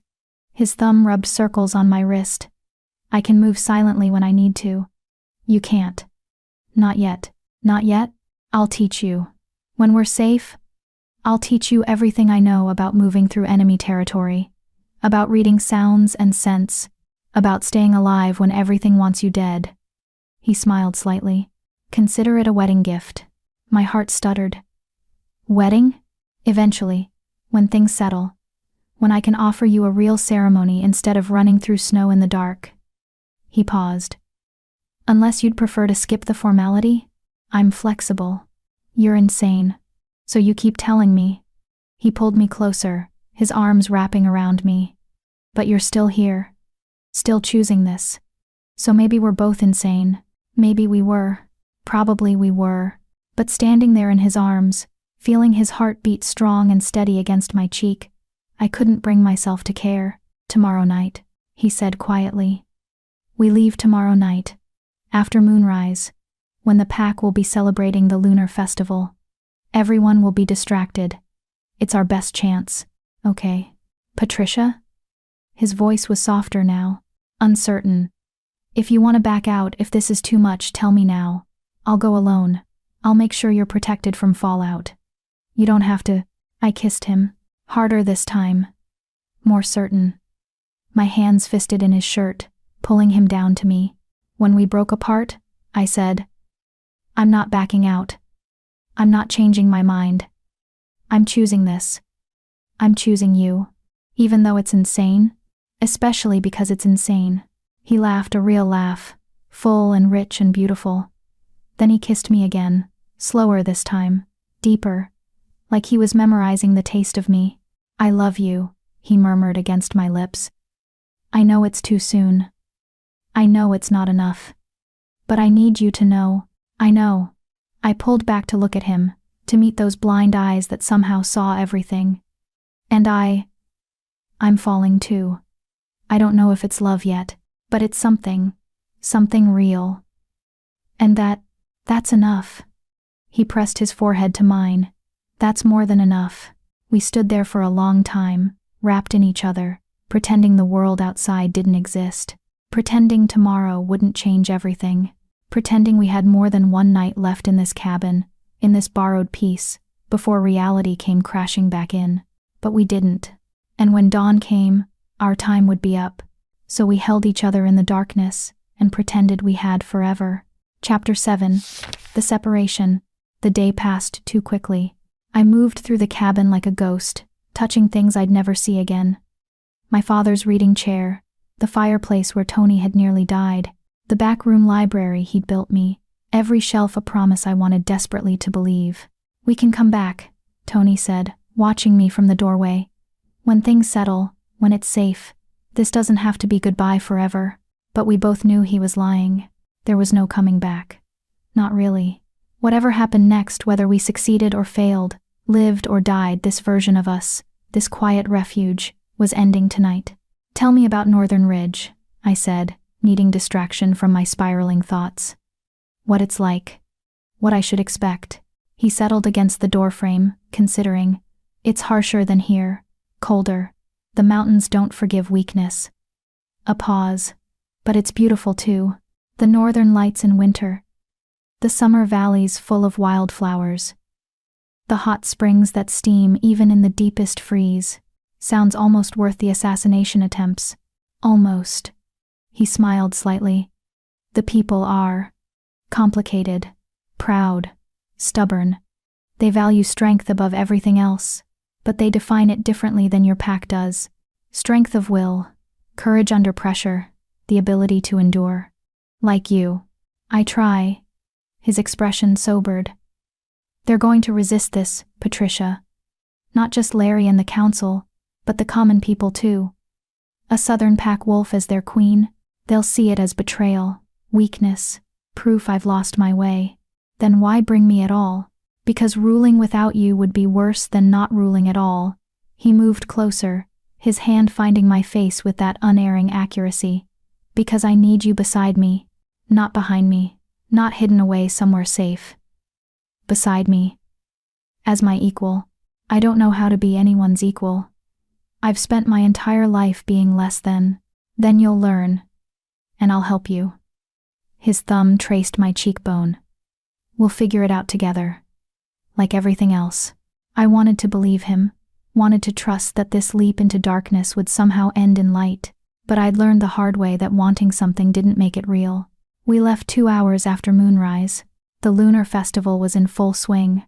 I could hear the distant drums and singing from the main compound. Everyone would be there, dancing, drinking, celebrating the full moon and the turning of the season. No one would notice one barren outcast slipping away into the night.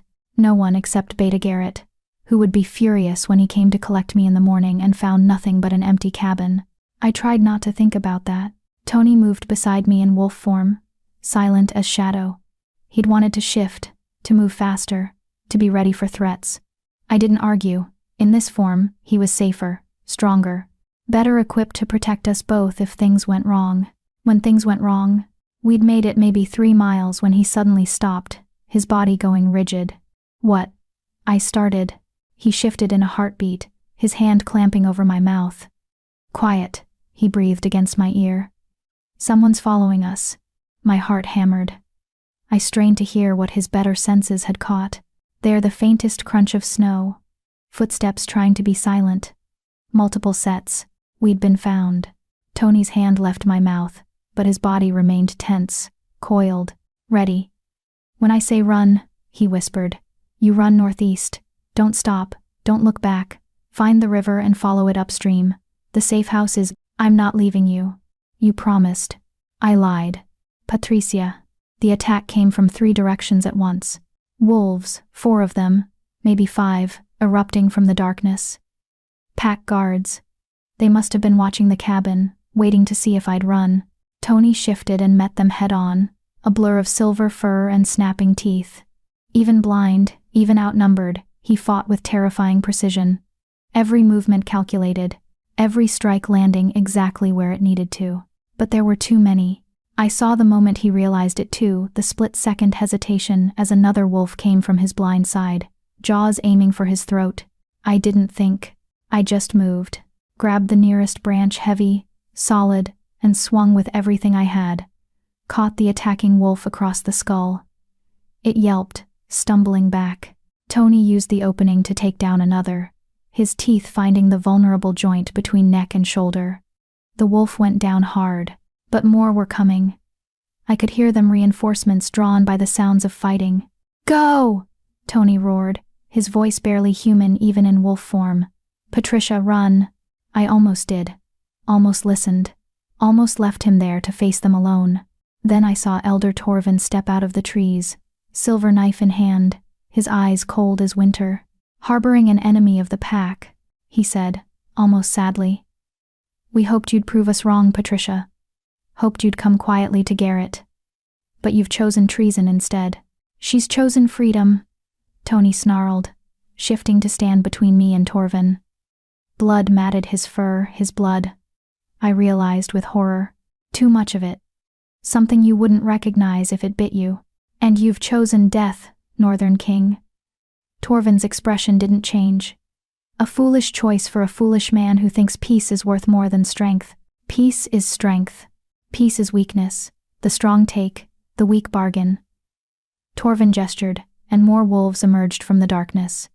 At least a dozen, maybe more. "You've lost, Silverthorn. Both of you. Surrender now, and I'll make it quick." Tony laughed, wild and bitter and broken. "You think I'm afraid of dying? I've been dead for 3 years. She gave me life again. Real life. Whatever happens next, I've already won." Something in Torvin's expression shifted. "Then you'll die together. How romantic." The wolves moved in. Tony fought like something possessed, like every instinct he had was focused on one impossible goal: keep them away from me, protect me, save me. Even when it was clearly hopeless, even when there were too many, even when I was screaming at him to stop, to run, to save himself, I saw the moment everything went wrong. Saw the wolf, a massive gray male I didn't recognize, slam into Tony from behind. Saw him go down hard. Saw the others pile on, teeth and claws finding purchase. Saw blood, so much blood spreading across the snow. No. I was moving before I could think, throwing myself at the pile of wolves, clawing at them, beating at them with my fists, completely ineffective and absolutely desperate. "Get off him. Get off." Someone grabbed me from behind Torvin, his grip iron strong. "Enough," he said. "It's over." "Please," I sobbed. "Please don't kill him. I'll do anything. I'll marry Garrett. I'll serve the pack however you want. Just don't, it's too late for bargains." Torvin's voice was almost gentle, almost sad. "You made your choice. Now live with the consequences." He dragged me backward, away from the pile of wolves, away from Tony, who wasn't moving anymore, who was just a broken silver shape in the red snow. I fought, screamed, thrashed against Torvin's hold like a wild thing. It didn't matter. Nothing mattered. The wolves pulled back slowly, warily, revealing Tony's human form beneath, broken and bloody and still. So still. "No," I whispered. "No, no, no. Take her back to the compound," Torvin ordered. "Lock her in the holding cell until the council decides her punishment. And someone confirm the body. Make sure he's—" Tony's eyes opened. Just barely. Just enough to find me across the blood-soaked snow. His lips moved. I couldn't hear the words, but I could read them. "I love you." Then his hand moved fast. Faster than should have been possible for someone that injured. Found something in the snow. A stone? No, a signal flare. The emergency kind. Northern Ridge markers. He triggered it. Brilliant gold light exploded into the sky, piercing the darkness like a second sun. A beacon. A call for help. Or a declaration of war. "You fool," Torvin breathed. "Do you have any idea what you've just done?" Tony smiled, bloody and defiant and beautiful. "Called my people home." Then his eyes closed, and he went completely still. This time, he didn't get back up. They locked me in the holding cell like Torvin ordered. Stone walls, iron bars, a single small window too high to reach. The kind of place designed to break spirits and crush hope. I sat in the corner, knees pulled to my chest, staring at blood on my hands that wouldn't wash off, even though I'd scrubbed until my skin was raw. Tony's blood. The king, my king. Somehow, impossibly lying broken in the snow while I was dragged away, while I failed to protect him the way he'd protected me, while I proved, once again, that I couldn't save anyone. Not my children, not myself, not even the man I loved. Loved, past tense already, because he was gone, had to be gone. No one survived wounds like that. No one came back from that much blood loss. He'd died saving me, and I'd killed him by existing. By being someone worth saving. The thought carved through my chest like a blade. Hours passed. Maybe days. Time stopped meaning anything in that cell. Then, the door opened. Elder Torvin entered, his expression grave. Behind him, I caught glimpses of Chaos Pack members running, shouting, the smell of smoke on the wind. "What's happening?" I asked, my voice hoarse from screaming, from crying, from silence. "War," Torvin said it simply. "Your king's signal reached Northern Ridge." They responded, 300 wolves at our borders by sunrise. They're demanding his body and your release. My heart stuttered. He's dead? We don't know.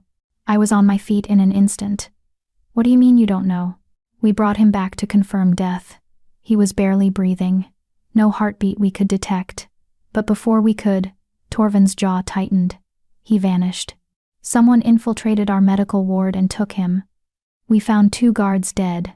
No trail, no trace. Hope, desperate, painful, dangerous hope flared in my chest. Who? We believe it was Carolina Nightsong, his head advisor. Torvin studied me carefully. Did you know she was in the area? No. The lie came easily. Because if Carolina had him, if she'd gotten him out, then maybe he had a chance. I've never met her. The Northern Ridge Wolves claim you're their king's bonded mate. His chosen queen. Torvin's eyes bored into mine. Is that true? Does it matter? It matters because if it's true, you're a political prisoner now. A bargaining chip. We can't just execute you without risking full-scale war. He paused. But if it's false, if you're just some woman he seduced for convenience, then you're simply a traitor. And traitors burn.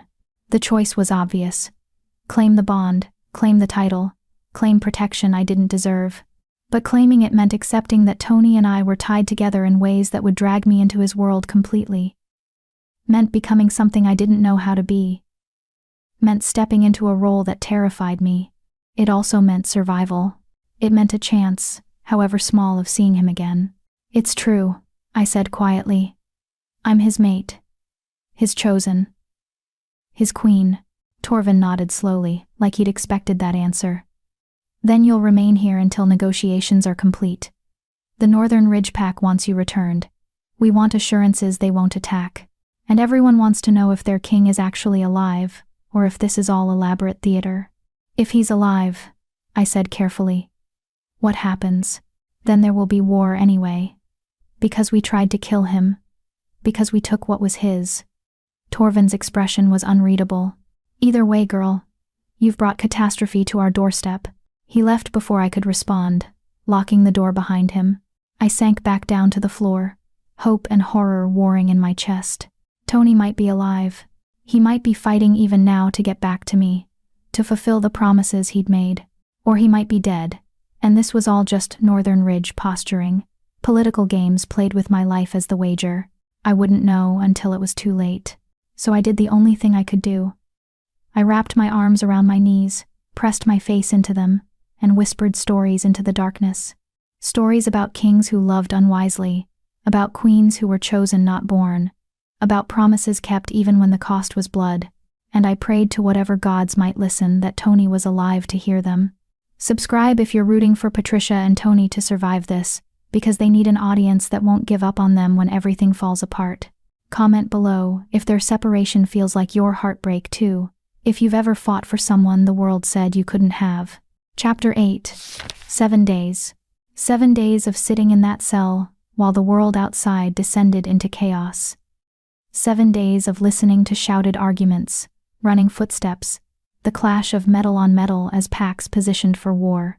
7 days of not knowing if Tony was alive or dead. They fed me, gave me water, treated me like the political prisoner I'd become, valuable enough to keep breathing, not valuable enough to give answers. On the 8th day, everything changed. I woke to silence. Complete, absolute silence. The kind that precedes storms or endings or both. Then, footsteps, multiple sets, moving with military precision. The door opened. Elder Torvin stood there, but his expression had transformed. No longer cold assessment now, there was something else. Respect? Fear? I couldn't tell. "Get up," he said. "You're being transferred." "Where?" "To the neutral ground. The grove of first meeting." He gestured for me to stand. "Both packs have agreed to negotiations. You're central to them." My legs trembled as I stood. 8 days of minimal movement had left me weak. "Is he alive?" "Yes." Torvin's jaw tightened. "Very much alive, and very much demanding your return." The relief almost dropped me to my knees. Alive. Tony was alive. They led me out of the cell, through corridors I barely recognized. The compound was transformed, half the pack in battle formation, weapons visible, tension thick enough to choke on. Everyone stopped to stare as I passed. The barren outcast, who'd somehow become the center of a territorial war. I kept my head high, refused to flinch under their scrutiny. If I was going to be a queen, even an improbable queen, I needed to start acting like one. The grove of first meeting sat exactly between territories. Ancient trees forming a natural cathedral. Their branches bare in winter but still imposing. Sacred ground where packs had negotiated peace treaties for generations. Now it would host negotiations that might prevent or trigger war. Northern ridge wolves lined one side of the clearing. At least 100, maybe more. All in formation. All armed. All watching with golden eyes that promised violence if things went wrong. My pack lined the other side. Fewer in number but equally ready for conflict. And in the center, standing alone, Tony. My heart stopped. He was alive, standing, upright and whole and alive. He'd shifted to human form for the negotiations, probably the only reason my pack hadn't attacked on sight. Dressed in dark leathers that marked him as Northern Ridge royalty, his silver hair pulled back, his scarred face set in an expression of absolute authority. But those clouded eyes, those blind, beautiful eyes were searching, looking for me even though he couldn't see. The moment my escort brought me into the clearing, his entire body changed. Tension releasing. Relief so profound it was visible even from a distance. "Patricia," not loud, not a shout, just my name, spoken like a prayer answered. I wanted to run to him, wanted to throw myself into his arms and confirm he was real, solid, alive. But Torvin's grip on my arm tightened. Not yet.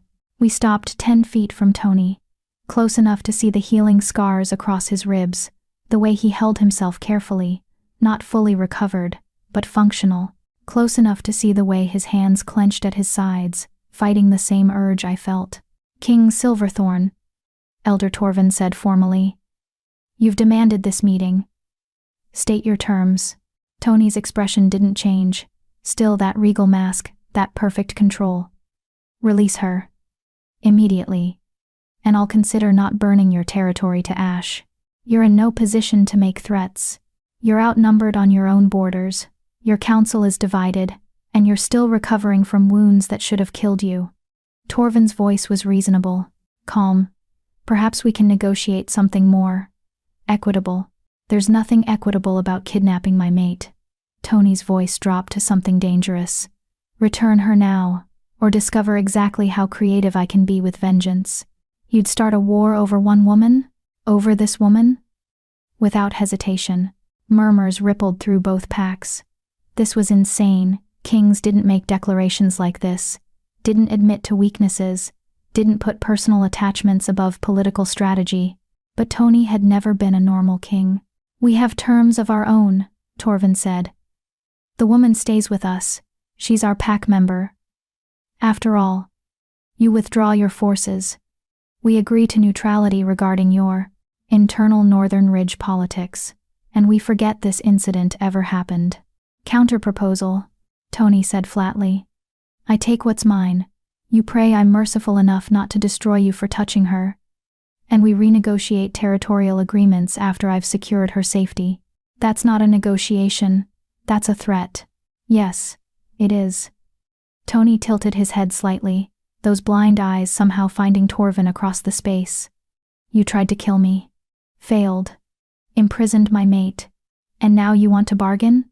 The only reason your pack still stands is because she asked me not to retaliate. The only reason you're alive is because she believes in mercy more than I do.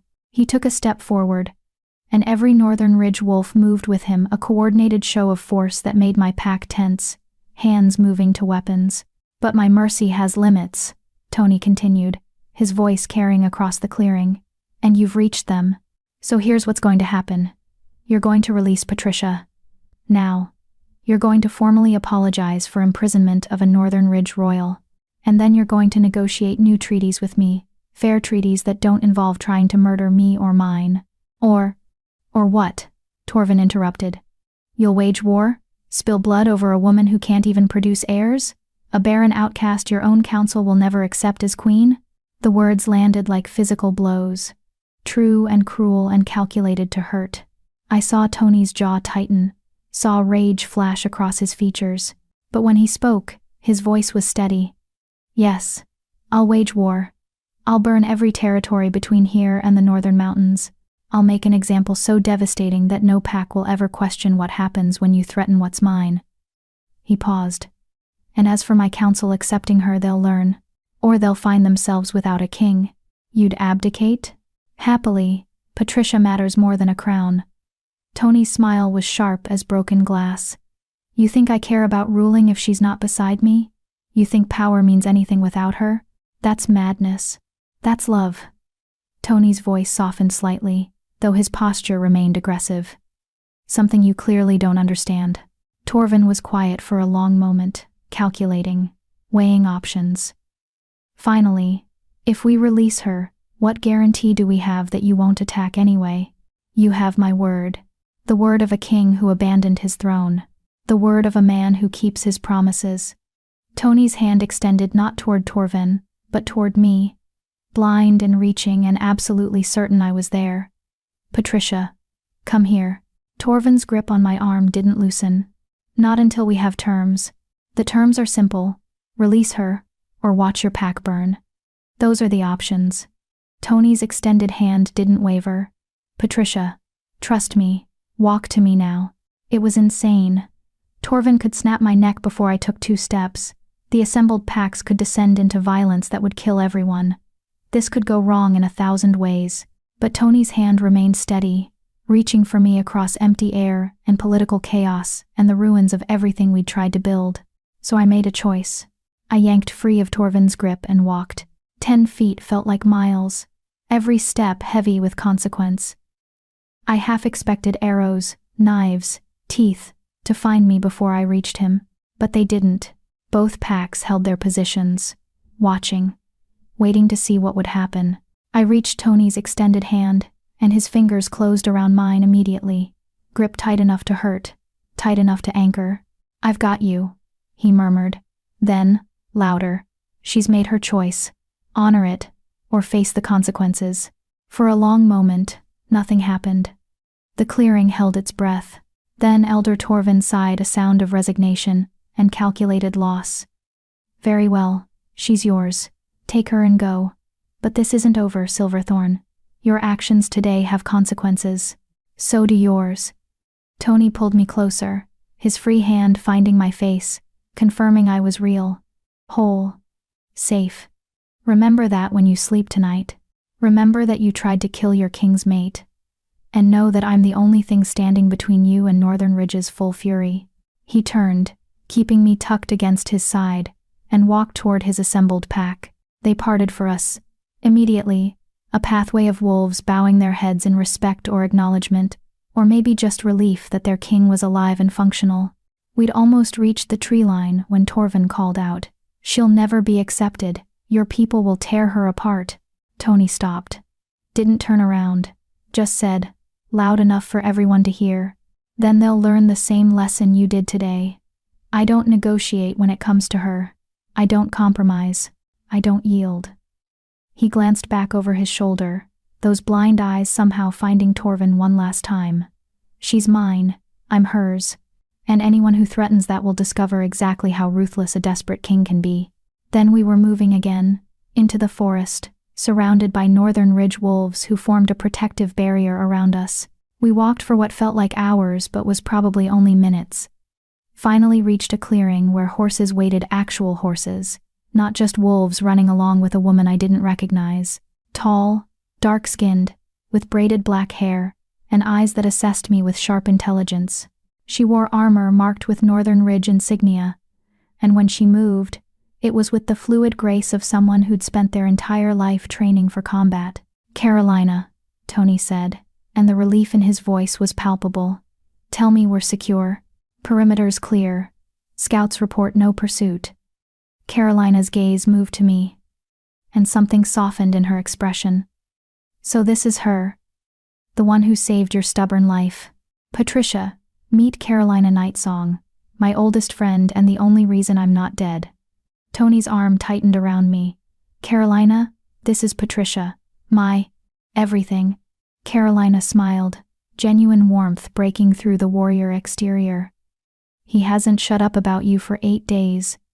It's been insufferable." She extended her hand.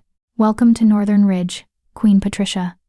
Though I warn you, the title comes with significantly more drama than you're probably prepared for.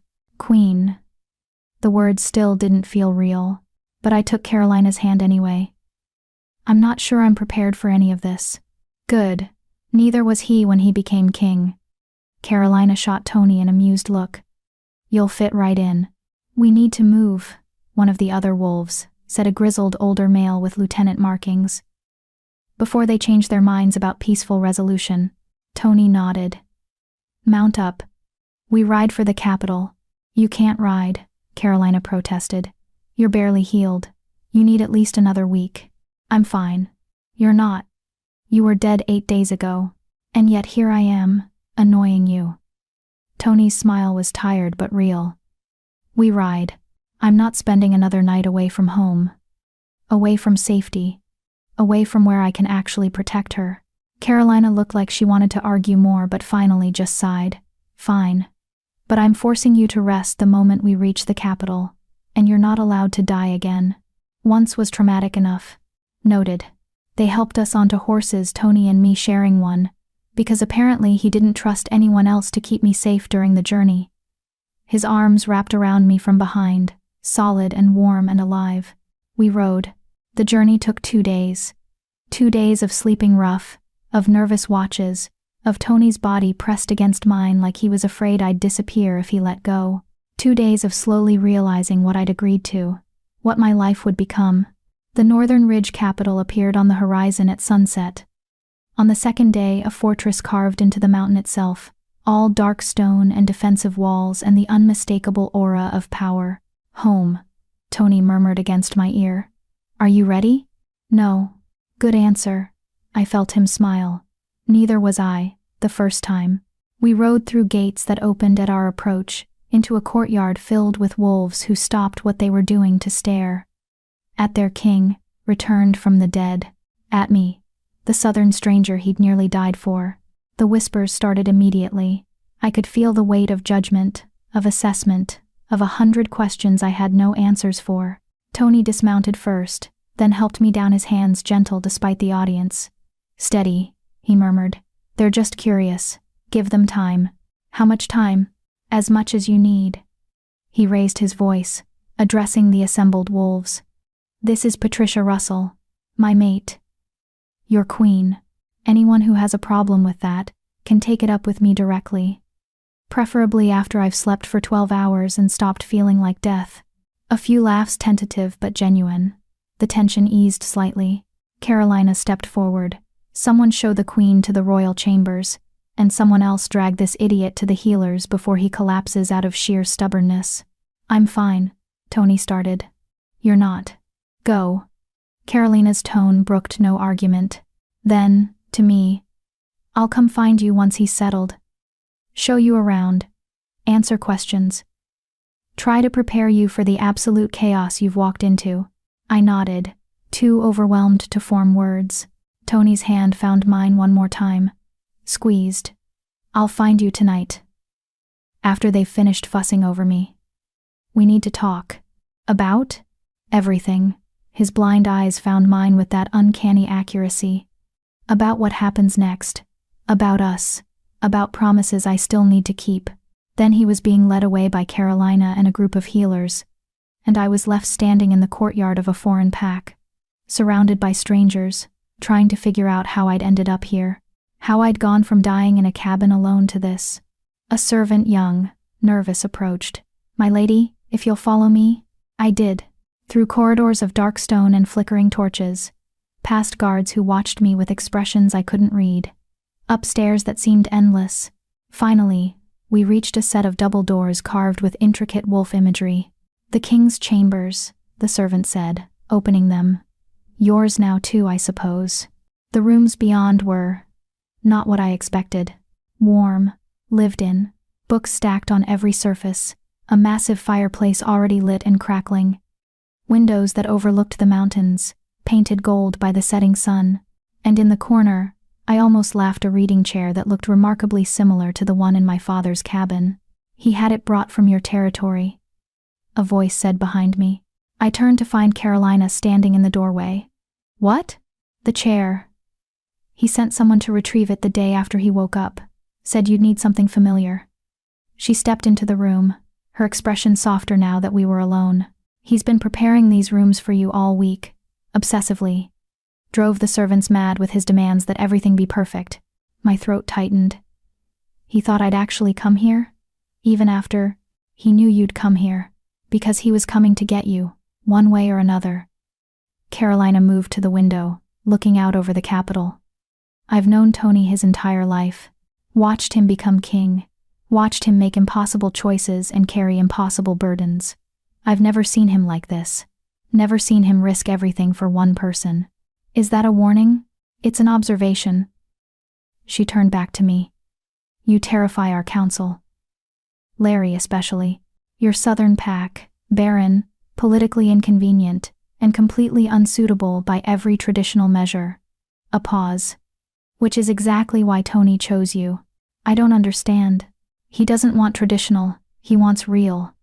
He wants someone who sees him as Tony, not King Silverthorn." Carolina's smile was slight but genuine. "He wants you. And when Tony wants something that badly, reality tends to rearrange itself around his stubbornness. That's not how the world works. Maybe not. But it's how he works. And somehow, impossible as it seems, he makes it true." She headed for the door, then paused. "Get some rest. Tomorrow, the real challenges begin. Tonight, just be here. Be alive. Be together. That's enough." She left before I could respond. I stood in those chambers, my chambers now, apparently, and tried to process everything. Failed completely, so I did the only thing I could. I sat in my father's chair, pulled a book from the nearest stack at random, and started reading, waiting for Tony to come home. He found me 3 hours later. I'd dozed off in the chair, the book sliding from my hands, exhaustion finally catching up with the adrenaline that had carried me through the past week. "Patricia." His voice pulled me back to consciousness. I opened my eyes to find him standing in the doorway, backlit by torchlight, looking more real and solid and there than should have been possible for someone who'd been half dead a week ago. "Hey," I said eloquently. "Hey." He closed the door behind him, moving into the room with that careful precision, wearing soft clothes now instead of armor, hair loose around his shoulders, looking less like a king, and more like the wolf I'd pulled from the snow. The healers finally released me, after much complaining on my part. "You should rest." "I've been resting for 8 days. I'm done resting." He crossed to where I sat, then dropped to his knees in front of the chair. His hands found my legs, slid up to cup my face. "Are you okay? Did they hurt you? Did Torvin?" "I'm fine." Scared, confused, completely overwhelmed. "But fine." His thumb brushed my cheekbone. "I'm sorry. For all of it. For dragging you into this. For almost dying. For—" "Stop." I caught his hands. "You didn't drag me anywhere. I chose this." chose you. Remember? Even now, even seeing what it means, what you'll have to face? I looked around the chambers at the careful preparations, the familiar chair, the life he was offering me, then back at him, at those blind eyes that somehow saw everything that mattered, even now. I said softly. He released a breath like he'd been holding it for days. Thank you. For what? For not running. For not realizing I'm not worth all this trouble. His smile was tired and self-deprecating. For being impossibly brave. For being impossibly brave. I'm not brave. I'm terrified. Same thing, usually. He stood, pulling me up with him. Come here. There's something I need to show you. He led me through a side door I hadn't noticed into another room. Smaller, more intimate. It was the library. Not just any library, my library. Or a recreation of it, anyway. Every shelf from the cabin room he'd built me, reconstructed here. The same dimensions, the same careful arrangement, even some of the same books. Though many more had been added. How? I breathed. I told you. I keep my promises. He moved to stand beside me, his shoulder brushing mine. This is yours. Your space. Somewhere you can escape when being queen becomes too much. Somewhere you can just be. I couldn't speak. Couldn't form words around the emotion clogging my throat. I know it's not the same. He continued quietly. I know you gave up everything to be here. Your home, your territory, your... I kissed him, hard and desperate, and full of everything I couldn't say. My hands in his hair, his arms wrapping around me, pulling me closer like he was trying to merge us into one person. When we finally broke apart, both breathing hard, I said, thank you. For the library? For seeing me. For choosing me. For making impossible feel possible. I pressed my forehead to his. For being worth all this trouble. He laughed, soft and real and beautiful. We're both worth trouble. That's why this works. Does it work? Really? I don't know yet. But I'm willing to find out if you are. His hand slid down to my waist, holding me steady. So here's my question, Patricia Rose Russell. Will you marry me? Officially this time, in front of witnesses who won't try to murder us, with vows that actually mean something. You're asking now? I've been asking since the night we met. You just weren't ready to hear it yet. His smile was gentle. But maybe now you are. I thought about everything that had brought us here. The snow and blood, the stories and riddles, the impossible choices that had somehow led to this impossible moment. Ask me again, I said. What? The way you used to, every night. I pulled back slightly to see his face. Ask me the way you did when you were still pretending to be just a wolf. Understanding dawned. His expression softened into something that made my chest ache. Will you marry me? He asked quietly. The same words he'd said dozens of times. The riddle that was never really a riddle. Yes, I said, for the first time. Finally, but I want to keep choosing you. Every day. Every night. Even when it's hard. Especially when it's hard, he agreed. And I want you to keep asking. Keep giving me the choice. Always. His forehead pressed to mine again. Every day for the rest of our lives. If that's what you need. It is. Then I'll ask. And you'll answer. And we'll keep choosing each other until we're too old and stubborn to remember our own names. I laughed, actually laughed. Full and genuine and free. That's the worst romantic promise I've ever heard. It's the most honest one. He pulled me closer, wrapping me in his arms. I love you, Patricia. I love your stubbornness and your kindness, and the way you tell stories like they can change the world. I love that you saved me when you had no reason to, that you chose me when it would have been easier not to. I love you too, I whispered. Finally saying it. Finally admitting what had been growing since that first night. I love that you built me a library, that you see me as whole when everyone else sees broken, that you keep your promises even when they're impossible, especially when they're impossible.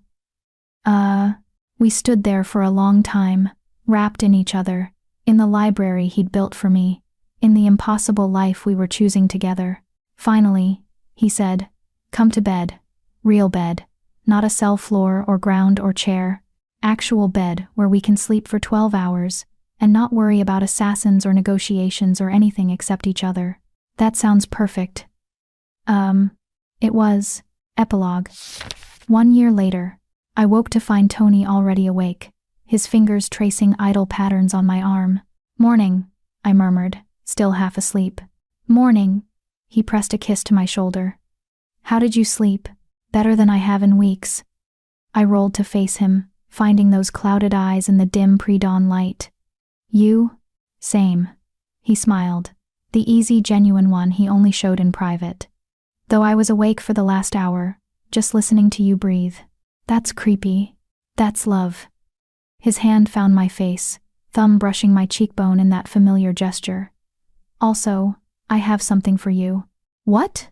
He shifted, reaching for something on the nightstand. When his hand returned, it held a small leather journal, worn and clearly used. "What is this?" I asked, taking it. "Open it." I did. Inside, in careful handwriting that must have taken him months to perfect, were stories, dozens of them. Some I recognized, tales I'd told him that first winter. Others were new, all written in his hand. "You wrote these?" Carolina helped. "Read them to me so I could transcribe them correctly." He sounded almost embarrassed. I wanted you to have them. Your stories. Preserved, so you'd never forget where we started." My vision blurred with tears. "Tony, there's more. Look at the last page." I flipped to the end. Found a single sentence in that careful script. "Some promises are meant to be kept forever." Below it, in a different handwriting, mine, though I didn't remember writing it, was the answer to his riddle. The one I'd finally figured out months after arriving at Northern Ridge. A promise. When did I? "You wrote it in your sleep." "About 6 months ago." Mumbled something about finally understanding, then grabbed a pen. His smile widened. I had Carolina read it to me the next morning. Thought it was fitting to include. I set the journal aside and pulled him close, kissing him with everything I felt and couldn't say. When we broke apart, he murmured, "Will you marry me?" I laughed. "We're already married. Have been for 8 months. I know, but I like asking." His fingers tangled in my hair. "Humor me."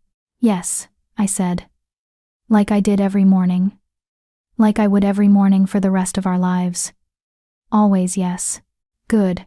He settled back, pulling me against his chest. "Because I have plans for today." "What kind of plans?" "The kind that involve you, me, and absolutely no royal responsibilities.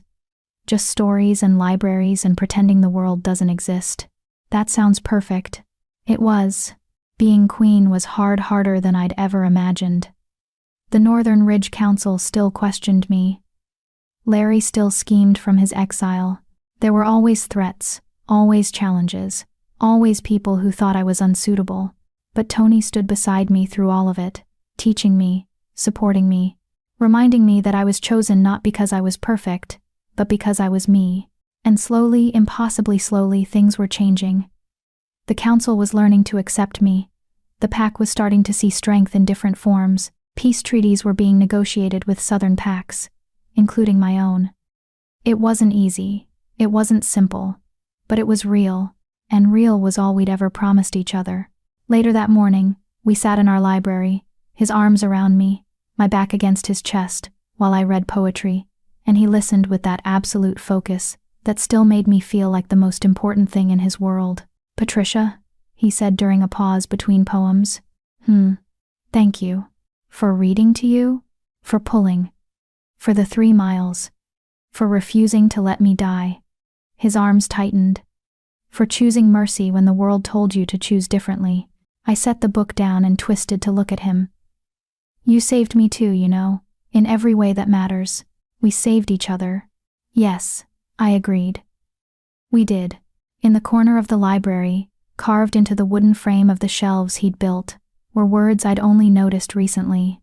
"You're mine, I'm yours. Some promises are meant to be kept forever." I traced them now with my fingertips, feeling the grooves, the permanence. "When did you carve this?" I asked. "The day I knew I loved you, Before I could say it, before I knew if you'd stay. His cheek rested against my hair. I wanted there to be proof. Evidence that this was real, that I'd chosen you. And meant it.